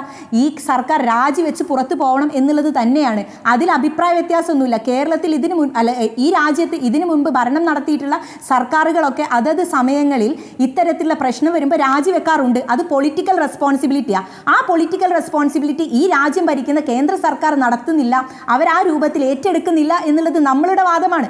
ഈ രാജ്യത്തിൻ്റെ പ്രതിപക്ഷം പറഞ്ഞുകൊണ്ടേയിരിക്കുന്ന കാര്യമാണ്. ആ ഉത്തരവാദിത്തം തന്നെയാണ് ഞങ്ങൾ ഈ കേസിലും പറയുന്നത്. കേരളത്തിൽ ഇത്രയും വലിയ ഒരു അനാസ്ഥ ഒരു സ്ഥലത്ത് മാത്രമല്ല കേട്ടോ സ്മൃതി. അവിടെ ഒരു ബിന്ദു എന്ന് പറഞ്ഞ പാവപ്പെട്ട സ്ത്രീ മരിച്ചു. ഇനി എത്ര ആശുപത്രി കെട്ടിടങ്ങൾ ഇങ്ങനെ വീണുകൊണ്ടിരിക്കുന്നുണ്ടോ കാണുന്നുണ്ടല്ലോ. ശരിയായില്ല എങ്കിലും അഡ്വക്കേറ്റ് ഫാത്തിമ തെഹ്ലിയ, അപകടം നടന്ന ബിന്ദു മരിച്ച ദിവസമാണ് പറഞ്ഞതെങ്കിലും അതിൽ ചില കടലാസുകളുമായിട്ടാണ് ആരോഗ്യമന്ത്രി വന്നത്. അതിൽ 2013 മുതലുള്ള വീഴ്ചയുടെ ചരിത്രമുണ്ട്. 2013 ഈ കെട്ടിടത്തിന് കുഴപ്പമുണ്ട് എന്ന റിപ്പോർട്ട് അന്നത്തെ മുഖ്യമന്ത്രിക്ക് സമർപ്പിച്ചതാണ്. അത് ആ ഭരണകാലത്തുടനീളം ഒന്നും ചെയ്തില്ല. പിന്നീട് ഇടതുപക്ഷം അധികാരത്തിൽ വന്ന ശേഷമാണ് അതിൻ്റെ പണിയുമായി ബന്ധപ്പെട്ട ആലോചനകൾ ഉണ്ടാകുന്നത്. പിന്നെ കെട്ടിട നിർമ്മാണം പൂർത്തിയായി അതിലേക്ക് മാറാൻ ആലോചിക്കുന്ന ഘട്ടത്തിൽ വന്ന അപകടം. ഇതാണ് CPM ഇതിന് നൽകുന്ന മറുപടി. അപ്പോൾ നിങ്ങളുടെ കാലത്ത് നിങ്ങൾ എങ്ങനെയാണ് ഈ വകുപ്പ് കൈകാര്യം ചെയ്തത്? നിങ്ങളുടെ കാലത്ത് എന്തായിരുന്നു മെഡിക്കൽ കോളേജുകളുടെ അവസ്ഥ? ഇങ്ങനെയൊരു ചോദ്യം നിങ്ങളെ തിരിഞ്ഞുകുത്തുന്നില്ലേ? ഇതൊരു ന്യായമായിട്ടുള്ള ചോദ്യമാണോ സ്മൃതി? ഇങ്ങനൊരു അവസ്ഥയിൽ ഒരു ഹോസ്പിറ്റലിലെ കെട്ടിടം വീണിട്ട് അവരെന്നെ പറയുന്നുണ്ടോ ഞങ്ങൾ വേറൊരു കെട്ടിടം ഉണ്ടാക്കിയിട്ടുണ്ട് എന്ന്. ആ കെട്ടിടത്തിൻ്റെ പണി പൂർത്തിയാക്കി എന്തുകൊണ്ട് ഉദ്ഘാടനം ചെയ്തില്ല എന്നുള്ള ചോദ്യത്തിന് ഇന്നലെ തന്നെ നമുക്ക് ഉത്തരം കിട്ടി. മന്ത്രിയുടെ സമയം കിട്ടിയിട്ടില്ല. മന്ത്രിക്ക് ഒരു ദിവസം ജില്ലയിലെ മുഴുവൻ പരിപാടിയിലും പങ്കെടുക്കണം. അതുകൊണ്ടാണ് ആ ആശുപത്രിയിലെ പുതിയ കെട്ടിടത്തിൻ്റെ ഉദ്ഘാടനം വൈകിയത് എന്ന് പറയുമ്പം ഈ അനാസ്ഥ ഇവരുടെ ഭാഗത്ത് നിന്ന് തന്നെയാണ് എന്ന് വ്യക്തമല്ലേ? ബിൽഡിംഗ് പൊളിഞ്ഞു വീഴാറായി എന്ന് പറയുമ്പം എന്തിനവിടെ രോഗികളെ കിടത്തി? എന്തിനവിടെ ആശുപത്രി പ്രവർത്തിച്ചു? എന്തിനവിടെ തിയേറ്ററുകൾ പ്രവർത്തിച്ചു? ചോദ്യമല്ലേ? ഉത്തരമില്ല ഇവരുടെ കയ്യിൽ. അതുകൊണ്ട് ഇവർ ഞങ്ങളുടെ കാലത്ത് ഇങ്ങനെയായി. നിങ്ങൾ ചിന്തിച്ചു നോക്കണം, ഒരു വാട്ടർ പ്യൂരിഫയർ ഏതെങ്കിലും ഒരു ഹോസ്പിറ്റലിൽ കൊണ്ടുപോയി വെച്ചാൽ അതിനെ റീലാക്കിയിട്ട് പ്രമോഷൻ നടത്തുന്ന ആളുകൾക്ക് എന്തുകൊണ്ടാണ് അവരുടെ വീഴ്ച അംഗീകരിക്കാൻ പറ്റാത്തത്? എല്ലാത്തിനും അവർ വലിയ കൊട്ടിഘോഷിച്ചുകൊണ്ട് ഏതെങ്കിലും ഒരു ബ്രിഡ്ജ് ഉണ്ടാക്കിയാൽ ആ ബ്രിഡ്ജിൻ്റെ സൈഡിൽ പെയിൻ്റ് അടിച്ചാൽ ഇതാ പുതിയ മുഖത്തിലുള്ള പാലം റെഡിയായി എന്ന് പറഞ്ഞ് റീൽ കൊടുക്കുന്ന ആളുകൾക്ക് എന്തുകൊണ്ടാണ് ഇതേ രൂപത്തിലുള്ള ഒരു അനാസ്ഥ അവരുടെ ഭാഗത്തു നിന്ന് വന്നപ്പം ആ ഉത്തരവാദിത്തം ഏറ്റെടുക്കാൻ പറ്റാത്തത്? ആ ഉത്തരവാദിത്തം ആരാണ് ഏറ്റെടുക്കേണ്ടത്? ഇവിടെയുള്ള പ്രതിപക്ഷമാണോ ഏറ്റെടുക്കേണ്ടത്? ഞങ്ങളാണോ അത്തരത്തിലുള്ള ഒരു കാര്യങ്ങൾ ഈ രൂപത്തിൽ ബിൽഡിംഗ് ഉണ്ടാക്കിയിട്ട് ആ ബിൽഡിങ്ങിലേക്ക് ആളുകളെ ഷിഫ്റ്റ് ചെയ്യാൻ വേണ്ടിയിട്ട് മെനക്കെട്ടപ്പോൾ ഞങ്ങൾ അതിന് വേണ്ട എന്ന് ഞങ്ങൾ അത്തരത്തിൽ തരത്തിലുള്ള ഒരു നിലപാട് സ്വീകരിച്ചോ? ഞങ്ങൾ പറഞ്ഞു ഞങ്ങളുടെ ഭാഗത്ത് നിന്നും കേരളത്തിലെ ആരോഗ്യ മന്ത്രി പോയി ആ ബിൽഡിംഗ് പൊളിച്ച് ഇത്തരത്തിലൊരു സ്ത്രീയെ മരണത്തിന് വിധേയമാക്കി എന്ന് പറയുന്നില്ല. പക്ഷെ ആരോഗ്യ വകുപ്പിന്റെ തലപ്പത്തിരിക്കുന്ന ഒരാൾ എന്നുള്ള രൂപത്തിൽ ഇതിന്റെ ഉത്തരവാദിത്തം ഏറ്റെടുക്കണം. ഈ നിമിഷം വരെ കേരളത്തിലെ സർക്കാരോ ആരോഗ്യ വകുപ്പോ അതിന് തുനിഞ്ഞില്ല എന്ന് പറയുന്നത് ലജ്ജാകരമായിട്ടുള്ള കാര്യമാണ്. ഇത് പൊളിറ്റിക്കൽ റെസ്പോൺസിബിലിറ്റിയാണ്. സർക്കാർ ഇത് ഏറ്റെടുത്തേ മതിയാവൂ. ഏറ്റെടുക്കുക മാത്രമല്ല, അതിന് ഈ രൂപത്തിൽ ഇനി ഏതൊക്കെ സ്ഥലങ്ങളിൽ ഇത്തരത്തിലുള്ള പ്രവർത്തനം നടക്കുന്നത് അതൊക്കെ റെക്ടിഫൈ ചെയ്യണം. ഒരു കാര്യം കൂടി സ്മൃതി എനിക്ക് ഓർമ്മിപ്പിക്കാനുണ്ട്. നമ്മൾ ഈ ചർച്ച നടക്കുമ്പോൾ നിങ്ങൾക്കറിയാം, നിപ്പ വൈറസ് 35-ലധികം ഇപ്പോൾ റിപ്പോർട്ട് ചെയ്തു. കേരളത്തിൽ 35-ലധികം നിപ്പ കേസുകൾ റിപ്പോർട്ട് ചെയ്തിരിക്കെ നമ്മൾക്കറിയാം ഇതിനു മുൻപും ഇതേപോലെയുള്ള സംഭവങ്ങൾ ഉണ്ടായപ്പം ഞാൻ കോഴിക്കോട് നിന്നാണ് സംസാരിക്കുന്നത്. കോഴിക്കോട് മെഡിക്കൽ കോളേജിൽ ഒരു വൈറോളജി ലാബ് വേണമെന്നുള്ള ആവശ്യം പറഞ്ഞിരുന്നു. ഒരു തറക്കല്ല് അതുമായി ബന്ധപ്പെട്ടുകൊണ്ട് അവിടെ ഇട്ടോ എന്നുള്ള ചോദ്യം ബാക്കിയുണ്ട്. അവിടെ ഒരു വൈറോളജി ഡിപ്പാർട്ട്മെൻറ്റുമായി ബന്ധപ്പെട്ടുകൊണ്ടുള്ള പ്രതിസന്ധി ഇപ്പോഴും നിൽക്കുന്നുണ്ട്. ഏകദേശം മെയ് 2-നാണ് കോഴിക്കോട് മെഡിക്കൽ കോളേജിലെ പുതിയ കാഷ്വാലിറ്റി ബിൽഡിങ്ങിൽ തീപിടുത്തമുണ്ടായത്. ഇന്ന് 2 മാസം കഴിഞ്ഞു. നിങ്ങൾ ആലോചിച്ച് നോക്കണം, എന്ത് അന്വേഷണം ഏത് രൂപത്തിലെത്തി. ഇപ്പോഴും ആ കാഷ്വാലിറ്റി ലാബിന് പുറത്ത് ആളുകൾ തിങ്ങി നിൽക്കുകയാണ്, പുറത്തേക്ക് പോകാൻ വയ്യ. ഏതൊക്കെ ഹോസ്പിറ്റലുകൾ ഇവർ പുതിയ സ്ഥലങ്ങളിൽ ബോർഡ് കൊണ്ടുപോയി വെക്കുന്നു, ഞങ്ങൾ ആശുപത്രി അനുവദിച്ചു എന്ന് പറയുന്നു. കാസർഗോഡ് ജില്ലയിലെ TB ഡിപ്പാർട്ട്മെന്റിന്റെ ചിത്രം കഴിഞ്ഞ ദിവസം നമ്മൾ കണ്ടതാണ്. ഒരു ഷെഡ് പോലെയുള്ള സ്ഥലത്തേക്ക് ആളുകളെ കയറ്റിയിട്ട് ചികിത്സിക്കേണ്ട അവസ്ഥ കേരളത്തിൽ വന്നിരിക്കുന്നു. എന്നിട്ട് ഇവർ പറയുന്നു ഞങ്ങൾ നമ്പർ 1 ആണെന്ന്. ഞങ്ങൾ നമ്പർ 1 ആണ് എന്ന് ഇവർ പറയുന്നു. ഞങ്ങൾ തലകുലുക്കി സമ്മതിച്ചു തരണോ? ശരി, Shri P R Sivasankar, number 1 എന്നുള്ളത് അഭിമാനത്തോടുകൂടി ഇവിടുത്തെ ഭരണപക്ഷം പറയുമ്പോൾ, ശ്രീ പി ആർ ശിവശങ്കർ, ആ നമ്പർ 1 പദവി കൊടുക്കുന്നതിൽ കേന്ദ്ര സർക്കാരിനും ഒരു പങ്കുണ്ടല്ലോ. കാരണം നീതി ആയോഗിന്റെ കണക്കുകളാണ് എല്ലാ തവണയും സർക്കാർ ഉദ്ധരിക്കുന്നത്. ഇപ്പോൾ ബിന്ദുവിന്റെ മരണം വരുമ്പോഴും ഉടനെ നീതി ആയോഗിന്റെ കണക്കാണ് അവർ ചൂണ്ടിക്കാണിക്കുന്നത്. എല്ലാ തരത്തിലും ആരോഗ്യമേഖല നമ്പർ 1 ആയിരിക്കുന്നത് ഈ 9 വർഷത്തിനിടയിലാണ്. ഈ 9 വർഷത്തെ ആ അംഗീകാരം നൽകിയിരിക്കുന്നത് ഇവിടെ കേന്ദ്ര സർക്കാരാണ് എന്നുമാണ് പറയുന്നത്. അപ്പോൾ നിങ്ങൾ എന്തിനാണ് ഇപ്പോൾ തെരുവിലിറങ്ങിയത്?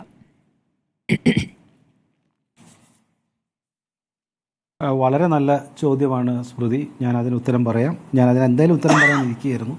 പക്ഷേ അതിനു മുൻപ് എനിക്ക് ഈ ചർച്ചയുടെ ഭാഗമായതിൽ ഭയങ്കര അഭിമാനമുണ്ട്. കാരണം എന്തോരം അറിവുകളാണ്, പുതിയ ജ്ഞാനങ്ങളാണ് എനിക്ക് കിട്ടിയത് എന്നോർത്തിട്ട് എനിക്ക് കോൾമേർ കൊണ്ടിരിക്കുകയാണ്. ഒന്ന്, കേരളത്തിലെ ദൃശ്യ മാധ്യമങ്ങൾ, പ്രത്യേകിച്ച് അവതാരകർ, ഇപ്പോൾ എത്രയൊക്കെ എക്സ്പീരിയൻസ് ഉണ്ടെങ്കിലും നിങ്ങൾക്കൊന്നും ഒരു കാര്യം ഇതുവരെ മനസ്സിലായിട്ടില്ല. കമ്മ്യൂണിസ്റ്റ് പാർട്ടി എന്തു പറഞ്ഞോ അതാണ് സത്യം, അതാണ് നിയമം. അതിപ്പോൾ 11:05 ഫയർഫോഴ്സ് വന്നു എന്ന് പറഞ്ഞാൽ അതാണ് ശരി. അത് റിപ്പോർട്ടർ ചാനലിൻ്റെ ക്യാമറയിൽ 12:05 എന്ന് പെടുത്തി കഴിഞ്ഞാൽ CCTVയിലുണ്ടെങ്കിലും ഒന്നും അത് സത്യമാവില്ല എന്ന് മനസ്സിലാക്കുവാനുള്ള സാമാന്യ ജ്ഞാനം പോലും ഇവിടുത്തെ മാധ്യമ പ്രവർത്തകർക്കോ അവതാരകർക്കോ ഇല്ല എന്നുള്ളതിൽ എനിക്ക് വലിയ വിഷമമുണ്ട്. അതിനെക്കുറിച്ച് VB ചെറിയൊരു കഥ പറഞ്ഞിട്ടുണ്ട്.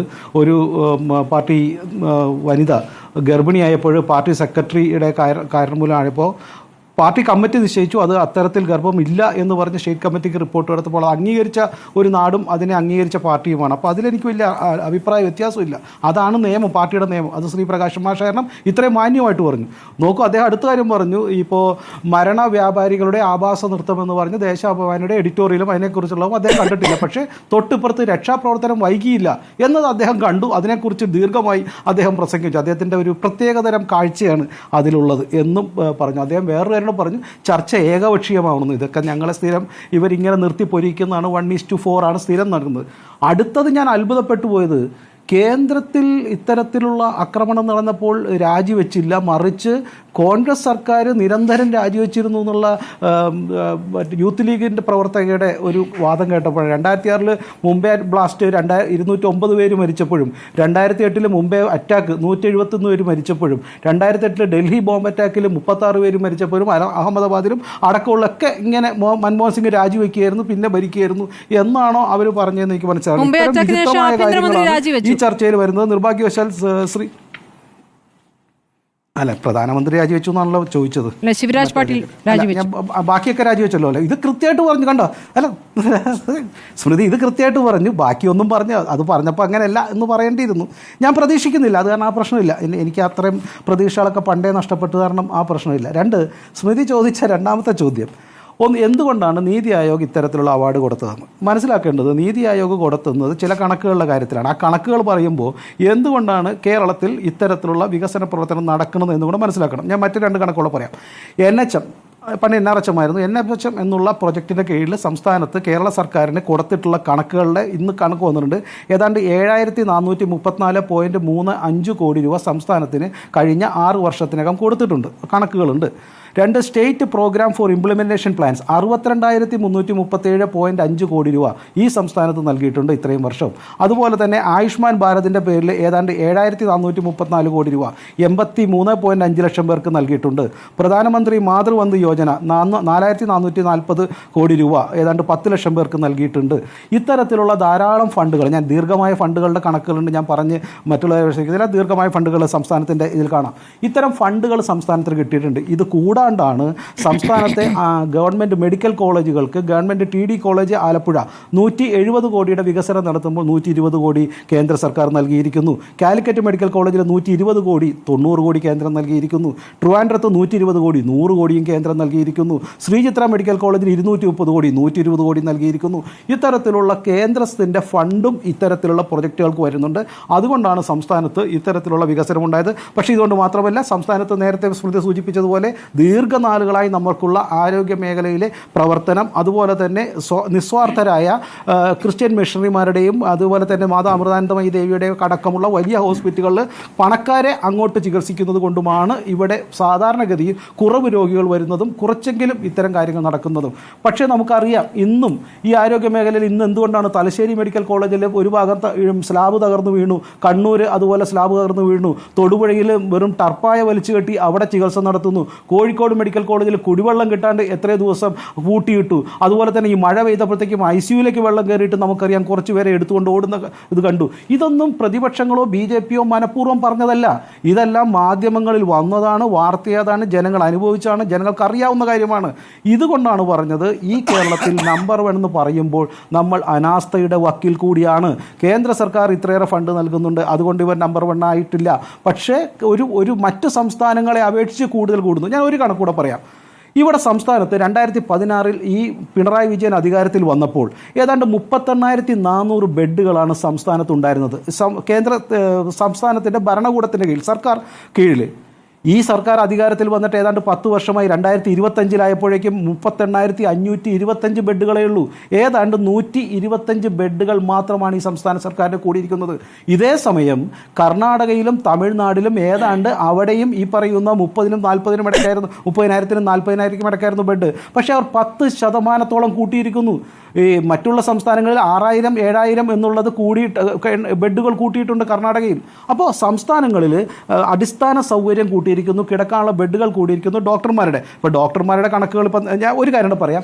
PHCയുടെ എണ്ണം, പബ്ലിക് ഹെൽത്ത് സെൻറ്റേഴ്സ്, അത് എത്ര എണ്ണമായിരുന്നു? 2016 842, ഇപ്പോൾ 856 ആയിട്ടുള്ളൂ. വെറും 12 എണ്ണമാണ് കൂടിയിട്ടുള്ളത്. സംസ്ഥാനത്ത് എത്രയേറെ ആശുപത്രിയിലാണ്. ഇപ്പോൾ ഒരു ഉദാഹരണം പറഞ്ഞു കഴിഞ്ഞാൽ, ഈ ഗ്യാസ്ട്രോൻ്റെ 4 വർഷമായിട്ട് ഗ്യാസ്ട്രോ സർജൻ ഇല്ലാത്ത കണ്ണൂർ മെഡിക്കൽ കോളേജുകളുണ്ട്. അതുപോലെ തന്നെ അർബുദ ചികിത്സയ്ക്ക് കോൾബാറ്റ് തെറാപ്പി അതില്ലാത്ത 5 വർഷമായി ഇല്ലാത്ത മെഡിക്കൽ കോളേജുകളുണ്ട്. ഇത്തരം കോളേജുകളിലെ ഒരു വർഷങ്ങളായി ഇത്തരത്തിൽ 5 വർഷവും 4 വർഷവുമായിട്ട് പോസ്റ്റിംഗ് ഇല്ലാത്ത പ്രധാനപ്പെട്ട അർബുദത്തിൻ്റെയും അതുപോലെ തന്നെ ഗ്യാസ്ട്രോൻ്റെയും എല്ലാം ഒരു സൗകര്യമില്ലാത്ത കോളേജുകൾ. മഞ്ചേരി മെഡിക്കൽ കോളേജ്, മലപ്പുറത്താണല്ലോ ഏറ്റവും കൂടുതൽ ജനസംഖ്യയുള്ളത്. 50 ഏക്കർ ഏറ്റെടുക്കേണ്ട സ്ഥലത്ത് 23 ഏക്കറല്ലേ നിങ്ങൾ ഇതുവരെ ഏറ്റെടുത്ത് കൊടുത്തിട്ടുള്ളൂ. എന്നിട്ട് പറയുന്നത് എയിംസിന് ഞങ്ങൾ 100 ഏക്കർ ഏറ്റെടുത്ത് കൊടുക്കാമെന്ന്. സത്യത്തിൽ വേണ്ടത് മഞ്ചേരി മെഡിക്കൽ കോളേജിന് സ്ഥലമില്ല, സൗകര്യമില്ലാതെ കിടക്കുകയല്ലേ. അപ്പോൾ ഇത്തരത്തിലുള്ള, എന്നിട്ട് ഇന്ന് ദേശാഭിമാനിയുടെ വേറൊരു ഫ്രണ്ട് പേജിൽ വാർത്തയും കൂടിയുണ്ട്. അതെന്തുകൊണ്ടാണ് സ്മൃതി കാണാതെ പോയെന്ന് കഴിഞ്ഞാൽ, കോർപ്പറേറ്റുകളെ സഹായിക്കാൻ വേണ്ടിയിട്ടാണ് മാധ്യമങ്ങൾ ഇത്തരത്തിലുള്ള വാർത്ത നൽകുന്നത്. സംസ്ഥാനത്ത് പ്രതിപക്ഷങ്ങൾ സമരം ചെയ്യുന്നത് കോർപ്പറേറ്റുകളെ കൂടുതൽ ഗണം കിട്ടാൻ വേണ്ടിയിട്ടാണ്. പ്രിയപ്പെട്ട പ്രകാശ്, ഒരു കാര്യം മനസ്സിലാക്കൂ. സംസ്ഥാനത്ത് ഏറ്റവും കൂടുതൽ, ഈ രാജ്യത്തെ ഏറ്റവും കൂടുതൽ കോർപ്പറേറ്റുകൾ ആരോഗ്യ മേഖലയിൽ ഇൻവെസ്റ്റ് ചെയ്യുന്നത് ഇന്ന് കേരളത്തിലാണ്. കാരണം അവർക്കറിയാം ഇന്ന് അടിസ്ഥാന മേഖല തകർന്നിരിക്കുന്നു, അവർക്ക് ഇത്തരത്തിലുള്ള കൂടുതൽ ഗുണകരമായ കാര്യങ്ങൾ കിട്ടുന്നു എന്നുള്ളത് കൊണ്ട് ഏറ്റവും കൂടുതൽ 5 സ്റ്റാർ ഹോസ്പിറ്റൽ മാത്രമല്ല 5 സ്റ്റാർ ഹോട്ടൽ മാത്രമല്ല 5 സ്റ്റാർ ഹോസ്പിറ്റലും ഇന്ന് വരുന്നത് കേരളത്തിലാണ് എന്നത് നമ്മൾ മനസ്സിലാക്കണം. ഇതുപോലെയാണ് ഇന്ന് കേരളത്തിലെ പല കാര്യങ്ങളിലും സംസ്ഥാന സർക്കാർ വളരെ അച്ചടക്കരാഹിത്യമായി കാര്യങ്ങൾ ചെയ്യുന്നത്. ഒരു കാര്യം ഞാൻ പറഞ്ഞ് അവസാനിപ്പിക്കാം സ്മൃതി.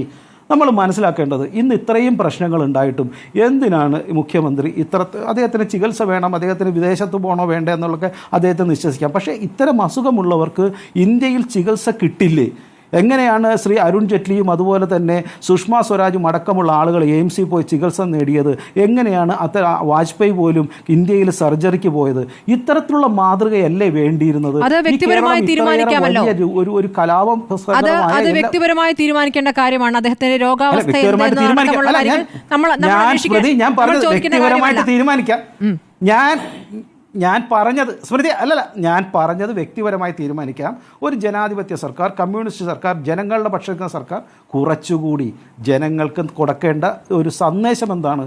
ഈ കേരളത്തിലും ഈ രാജ്യത്തും നമുക്ക് ചികിത്സ കിട്ടും എന്നുള്ള സന്ദേശമായിരുന്നു നൽകേണ്ടത്. തീർച്ചയായിട്ടും അദ്ദേഹത്തിന് വ്യക്തിപരമാണ്, അദ്ദേഹത്തിന് പോകാം എന്ന് പറഞ്ഞുകൊണ്ട് ഞാൻ പറയട്ടെ, കുറച്ചുകൂടി മാന്യമായ മെച്ചപ്പെട്ട തീരുമാനം അതായിരുന്നു ഈ കേരളത്തിലെ ജനങ്ങൾക്ക് നൽകേണ്ടിരുന്നത്. ഇത് കേരളത്തിലെ ജനങ്ങളെ ഭയപ്പെടുത്തുന്ന രീതിയിലുള്ള തീരുമാനങ്ങളാണ് ഏകപക്ഷീയമായിട്ടും. ശ്രീ എം പ്രകാശൻ അങ്ങേക്ക് മറുപടി നൽകാം. ഒരു വിഷയമുണ്ടാകുമ്പോൾ അതിനെ അഡ്രസ്സ് ചെയ്യുന്നതിന് പകരം മറു ആരോപണങ്ങൾ ഉന്നയിച്ചതല്ലേ യഥാർത്ഥത്തിൽ സർക്കാരിനെ പ്രതിരോധത്തിലാക്കിയത്? ഇപ്പോൾ ആരോഗ്യമന്ത്രിക്കെതിരെ ഇത്രയധികം പ്രതിഷേധങ്ങൾക്ക് കാരണവും അതല്ലേ? ഇവിടെ എനിക്ക് ആദ്യം പറയാനുള്ളൊരു കാര്യം, സ്മൃതി ഉൾപ്പെടെ 3 ആളുകൾ ഗവൺമെൻറ് വിരുദ്ധ വാദങ്ങൾ ഉയർത്തിയതിന് മറുപടിയായിട്ടാണ് ഞാൻ നിൽക്കുന്നത്, ഒറ്റയാൾ.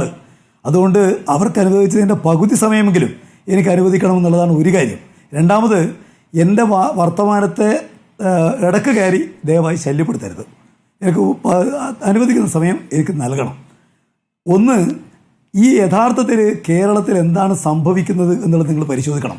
ഇവിടെ ഇപ്പോൾ BJP-കാരൻ പറഞ്ഞല്ലോ കോർപ്പറേറ്റുകൾ കടന്നു വരുന്നു എന്നുള്ള വസ്തുതയല്ലേ അത്? കേരളത്തിൽ എന്തുകൊണ്ടാണ് ഏറ്റവുമേറെ ആരോഗ്യരംഗത്ത് ആളുകൾ പണം ചെലവഴിക്കുന്നത്? ഇന്ത്യയിൽ ഏറ്റവും കൂടുതൽ ആളോഹരി വരുമാനമുള്ള നാടിന്ന് കേരളമാണ്. ആളോഹരി വരുമാനത്തിൽ ഈ കേരളത്തിൻ്റെ ചരിത്രത്തിൽ ഏറ്റവും വർധനമുണ്ടാക്കിയ ഗവൺമെൻറ് സഖാവ് പിണറായി വിജയൻ ഗവൺമെൻറ്റാണ്. നിങ്ങൾ കാണാൻ വേണ്ടി കഴിയും, ഇപ്പോൾ പരിശോധിക്കുമ്പോൾ ബ്ലാക്ക് സ്റ്റോൺ എന്ന് പറയുന്ന അമേരിക്കൻ കമ്പനി, അവർ ഈ കേരളത്തിൽ കഴിഞ്ഞ ഒരൊറ്റ കൊല്ലക്കാലം 10,000 കോടിയാണ് ലോകത്തിലെ ബഹുരാഷ്ട്ര കുത്തകകൾ ഇവിടെ വന്ന് മുതലിറക്കിയിരിക്കുന്നത്. ഇപ്പോൾ തിരുവനന്തപുരത്തെ കിംസ് 3,800 കോടി റുപ്യ ഇറക്കിയിരിക്കുന്നത് വേറെ ആരുമില്ല, അമേരിക്കൻ കമ്പനി ബ്ലാക്ക് സ്റ്റോൺ ആണ്. കോട്ടയത്ത്, തിരുവനന്തപുരത്ത്, കൊല്ലത്ത്, പെരിന്തൽമണ്ണയിൽ അവിടെയെല്ലാമുള്ള ബേബി മെമ്മോറിയൽ ഹോസ്പിറ്റലിൻ്റെ 80 മുതൽ 85% വരെ ഓഹരി ഈ വൻകിട കോർപ്പറേറ്റുകൾ വാങ്ങിച്ചിരിക്കുന്നു. KKR എന്ന് പറയുന്ന അമേരിക്കൻ കമ്പനി 2,500 കോടി രൂപ ചെലവഴിച്ചുകൊണ്ടാണ് ഇവിടെ കിൻഡോർ പ്രൈവറ്റ് ലിമിറ്റഡിൻ്റെ പേരിൽ ഈ രംഗത്ത് ഇറങ്ങിയിരിക്കുന്നത്. എന്ന് പറഞ്ഞാൽ ഇപ്പോൾ ഈ കഴിഞ്ഞ 7 ദിവസക്കാലമായി നടക്കുന്ന ചർച്ചയുടെ നെറ്റ് ഇഫക്റ്റ് എന്താ? കേരളത്തിലെ പൊതു ആരോഗ്യരംഗം ആർക്കും ആശ്രയിക്കാനാവാത്തതാണ്. അങ്ങോട്ട് ആളുകൾ പോകരുത്. ആർക്കാ നേട്ടം? നേട്ടം മറ്റാർക്കുമല്ല, കേരളത്തിൽ നിന്ന് കോടികൾ കൊയ്യുന്ന മൾട്ടിനാഷണൽ കോർപ്പറേറ്റുകൾക്കാണ് ആരോഗ്യരംഗത്ത്. അവർക്ക് വേണ്ടിയാണ് ഈ പറയുന്ന വാദം എന്ന് പറഞ്ഞാൽ അവർ കുറ്റപ്പെടുത്താൻ വേണ്ടി കഴിയില്ല. നമുക്ക് അവിടേക്കൊന്നും പോകാൻ പറ്റാത്ത സാധുക്കളെ കുറിച്ചല്ലേ നമ്മൾ ചർച്ച ചെയ്യുന്നത്? ശ്രീ എം പ്രകാശൻ, അവിടേക്കൊന്നും പോകാൻ ഒരു തരത്തിലും പറ്റാത്ത സാധുക്കളെ കുറിച്ചല്ലേ നമ്മൾ ചർച്ച ചെയ്യുന്നത്? സാധുക്കളുടെ എണ്ണത്തിൽ 25 ഇരട്ടിയ വർധന. ഉമ്മൻചാണ്ടി ഗവൺമെന്റ് ഭരിക്കുന്ന കാലത്ത് 25 ഇരട്ടിയാണ് 9 കൊല്ലക്കാലമുള്ള വർധന. 9 കൊല്ലക്കാലം. ഇനി ഞാൻ പറയാം, ഈ കേരളത്തിൽ കഴിഞ്ഞ 8 കൊല്ലമായിട്ട് 10,000 കോടിയുടെ ഇൻഫ്രാസ്ട്രക്ചർ വികസന ഈ പറയുന്ന ഹെൽത്ത് മേഖലയിൽ ചരിത്രത്തിൽ ഉണ്ടായിട്ടുണ്ട് എന്ന് പറയട്ടെ. ഇവിടെ ഇപ്പോൾ ഹാരിസ് പറഞ്ഞല്ലോ 3,000 രൂപയുടെ ഉപകരണം കിട്ടിയില്ല എന്ന്. അദ്ദേഹം പറയട്ടെ, കഴിഞ്ഞ ഒരു കൊല്ലം യൂറോളജി നടന്ന ശസ്ത്രക്രിയ ആ സ്ഥാപനത്തിൽ അദ്ദേഹത്തിൻ്റെ കീഴിൽ 2,898 എപ്പോഴെങ്കിലും ഉണ്ടോ അങ്ങനെ? അവിടെ ഒരു കൊല്ലം നടക്കുന്ന വൃക്കമാറ്റി വെക്കൽ എത്രയാ? നേരത്തെ ഉണ്ടായിട്ടില്ല വൃക്കമാറ്റി വെക്കൽ, ഇപ്പൊ എത്രയാ? 20 വൃക്കമാറ്റി വെക്കൽ അവിടെ നടക്കുന്നു. ഡോക്ടർ ഹാരിസ് പറഞ്ഞതിന് ശേഷം വേഗം തന്നെ എക്യുപ്മെന്റ്സ് ഹൈദരാബാദിൽ നിന്ന് വരുത്തി വേഗം ഓപ്പറേഷനുകൾ തുടങ്ങിയത്. അപ്പോൾ അവിടെ നിന്നുപോയി എന്നൊരു യാഥാർത്ഥ്യമല്ലേ? ഡോക്ടർ ഹാരിസ് സർക്കാരിനെ കുറ്റം പറഞ്ഞിട്ടില്ലല്ലോ, എന്തിനാണ് പിന്നെ സർക്കാരിനെ കൊള്ളുന്നത്? എനിക്കൊരു ചോദ്യം തിരിച്ച് ചോദിക്കാനുണ്ട്. ഞാൻ പറഞ്ഞത് സ്മൃതി, ഒരു 3,000 നിങ്ങൾ ഈ ഇവര് പറയുന്നത് ഞാനൊന്നും പറഞ്ഞിട്ടില്ല. ഞാൻ പറഞ്ഞ 3,000 രൂപയുടെ ഉപകരണം ഇല്ലാതെ ശരിയാണ്. പക്ഷെ അവിടെ 67 കോടിയുടെ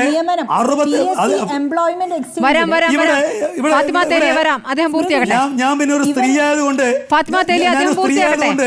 ഫാത്തിമ പറഞ്ഞതിനെ ഗൗരവമായിട്ട് ആക്ഷേപിക്കേണ്ടതില്ല എന്നുകൊണ്ട് ഞാൻ പറഞ്ഞതാണ്. ഇവിടെ ഈ കേരളത്തിലെ ചരിത്രത്തിൽ എവിടെയെങ്കിലും ഉണ്ടോ വൈറോളജി ലാബ്? കോഴിക്കോട് എന്താ ഓരോ ജില്ലയിലും വൈറോളജി ലാബ് വേണോ? കേരളത്തിലെ ചരിത്രത്തിൽ ആദ്യമായിട്ട് വൈറോളജി ലാബ് കൊണ്ടുവന്ന ഈ ഗവൺമെൻറ്റാണ്. മറ്റ് വൈറോളജി പിന്നെ പരിശോധിക്കുക എവിടെയാണ് പോകുന്നത്? ഒരു കോഴിക്കോട് വൈറോളജി ലാബ് പോകുന്നില്ല, പിന്നെ അവർ പറഞ്ഞു കേന്ദ്ര ഗവൺമെന്റ് രാജിവെക്കണമെന്ന് കോൺഗ്രസ് പറഞ്ഞു. എപ്പോഴാ? ചെവിയിൽ പറഞ്ഞാണോ? ഫാത്തിമ പറഞ്ഞിട്ടുണ്ടാവും. ഈ യുദ്ധം ഉണ്ടായപ്പോൾ ഏതെങ്കിലും ഒരു അവസരത്തിൽ നരേന്ദ്രമോദി രാജിവെക്കണമെന്ന് അവർ പറഞ്ഞിട്ടുണ്ടോ? പിന്നെ പച്ചക്കള്ളയിലെ പറയുന്നത്. ഇവിടെ അവർ പറഞ്ഞു, ഈ പറഞ്ഞ മരിച്ച സ്ത്രീയുടെ മകൾ പറഞ്ഞിട്ട് അത് കേട്ടില്ല. അതല്ലല്ലോ അവിടുത്തെ സുപ്രണ്ട് എന്താ പറഞ്ഞത്? ഒരു പെൺകുട്ടി എൻ്റെ അമ്മയെ കാണുന്നില്ല എന്ന് പറഞ്ഞിരുന്നു.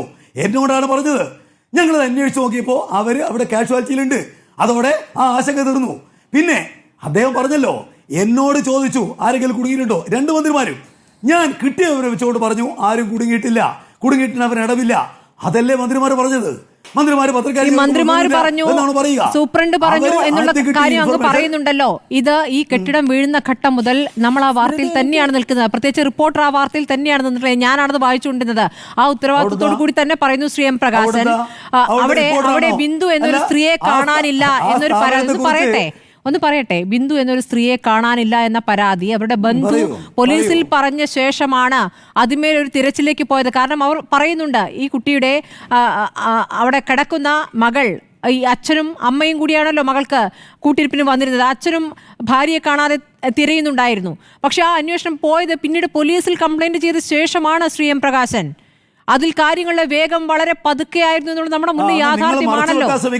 നിങ്ങൾ മറച്ചു വെക്കാൻ ശ്രമിക്കുന്ന ഒരു യാഥാർത്ഥ്യമുണ്ട്. അത് സുപ്രണ്ടിനോട് ഒരു പെൺകുട്ടി പറഞ്ഞിരുന്നു.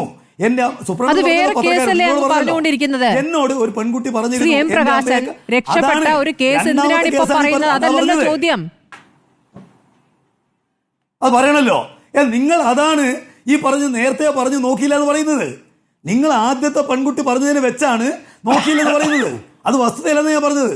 ആദ്യം ഒരു പെൺകുട്ടി പറഞ്ഞിരുന്നു, അന്വേഷിച്ചിരുന്നു, അമ്മയെ കണ്ടെത്തിയിരുന്നു. രണ്ടാമതൊരു പെൺകുട്ടി പറഞ്ഞപ്പോൾ പിന്നെ പോസ്റ്റ്മോർട്ടം സംബന്ധിച്ച് ഇന്നിപ്പോൾ മാതൃഭൂമിയിൽ വാർത്തയുണ്ടല്ലോ, മനോരമയിൽ വാർത്തയുണ്ടല്ലോ. പോസ്റ്റ്മോർട്ടം റിപ്പോർട്ടിനകത്ത് അവിടെ വീണപ്പോൾ തന്നെ അവർ മരിച്ചു. അത് മന്ത്രിമാർ പറഞ്ഞത് തെറ്റാണോ? മാതൃഭൂമിയിലെ വാർത്ത എങ്ങനെയാണെങ്കിൽ തെറ്റല്ലേ? മനോരമയിലെ വാർത്ത തെറ്റല്ലേ? പോസ്റ്റ്മോർട്ടം റിപ്പോർട്ട് പറഞ്ഞ കാര്യം പറഞ്ഞിരിക്കുന്നത്.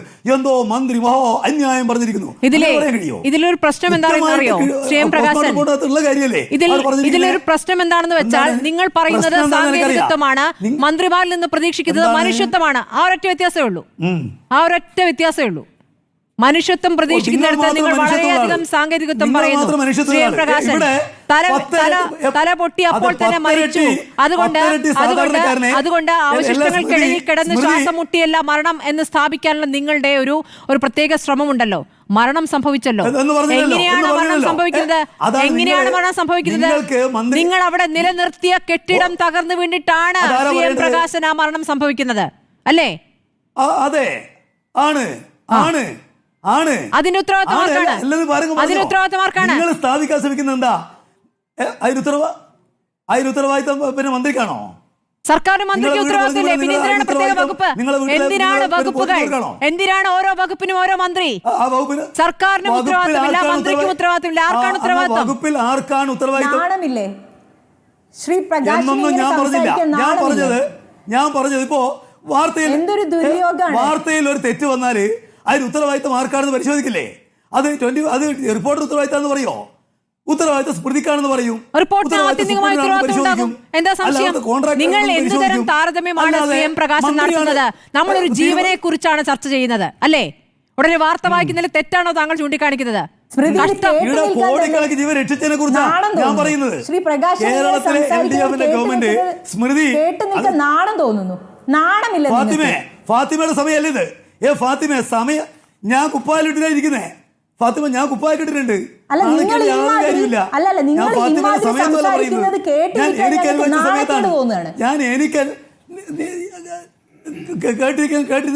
പോയിക്കോ. നിങ്ങൾ പറയുന്നതെല്ലാം ഞാൻ കേട്ടിട്ട് ഞാൻ പറയുന്നതെല്ലാം നിങ്ങൾ കേൾക്കണം. ഞാൻ പറയുന്നൊക്കെ ഫാത്തിമ കേട്ടിരുന്നേ പറ്റൂ. എന്തെങ്കിലും പറയാനുണ്ടെങ്കിൽ നിങ്ങൾക്ക് ഫാത്തിമക്ക് പറയാനുള്ള കാര്യം എന്തെങ്കിലും ഉണ്ടെങ്കിൽ നിങ്ങൾക്ക് മാത്രമൊന്നല്ല, ആളുകൾ നിങ്ങൾ മാത്രം. നിങ്ങളെക്കാൾ കൂടുതൽ ജനപ്രതിനിധികളുള്ള പാർട്ടിയുടെ ആളാണ് ഞാൻ. ഫാത്തിമ ഒരു മര്യാദ വേണം. ഫാത്തിമക്ക് ഒരു മര്യാദ വേണം.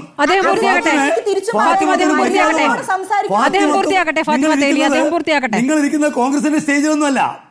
ഫാത്തിമ ഫാത്തിമ ഇരിക്കുന്നത് കോൺഗ്രസിന്റെ സ്റ്റേജിലൊന്നും അല്ല. നിങ്ങൾ ഇരിക്കുന്നത് ഒരു പത്രമാധ്യമത്തിന്റെ ചർച്ചാവേദിയിലാണ്. നിങ്ങൾക്ക് സമയമുണ്ട്, നിങ്ങൾക്ക് എന്തും പറയാം. ഞാൻ ഒരക്ഷരം പറയാതെ കേട്ടിരിക്കും. ഞാൻ പറയുന്നത് ഒരക്ഷരം പറയാതെ കേട്ടിരിക്കണം. എന്തെങ്കിലും പറയാനുണ്ടെങ്കിൽ നിങ്ങളുടെ സമയത്ത് പറഞ്ഞോ. ഒരു ജനാധിപത്യ മര്യാദ വേണ്ടേ? നിങ്ങൾ പറഞ്ഞ അന്യായത്തെക്കുറിച്ചാണ് ഞാൻ പറഞ്ഞത്. ബിന്ദുവിന്റെ മകള് ഈ പറയുന്ന സുപ്രീംകോടതി പറഞ്ഞിരിക്കുന്നു, അത് വസ്തുതയല്ല. ഞാനതാ പറഞ്ഞിരിക്കുന്നത്. നിങ്ങളെന്തോ പറഞ്ഞത് നിങ്ങൾ നിങ്ങളുടെ സമയത്ത് പറഞ്ഞോ. നിങ്ങളുടെ സമയത്ത് പറഞ്ഞോ ഫാത്തിമയുടെ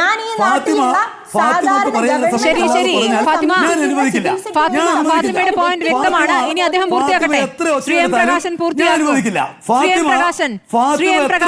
കാര്യം പറഞ്ഞ് നമുക്ക് ചർച്ച അവസാനിപ്പിക്കാം. തുടക്കത്തിൽ ചോദിച്ചതും ഒടുക്കത്തിൽ ചോദിക്കുന്നതും ഒരേ ചോദ്യമാണ്. ബിന്ദുവിന്റെ മരണത്തിൽ ഉത്തരവാദി ആരാണ്?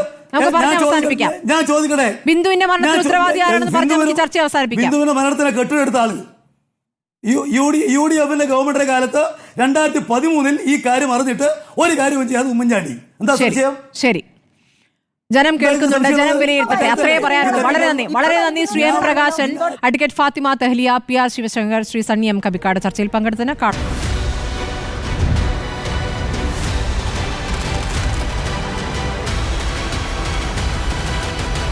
ഡിബേറ്റ് വിത്ത് സ്മൃതി പരുത്തിക്കാട്.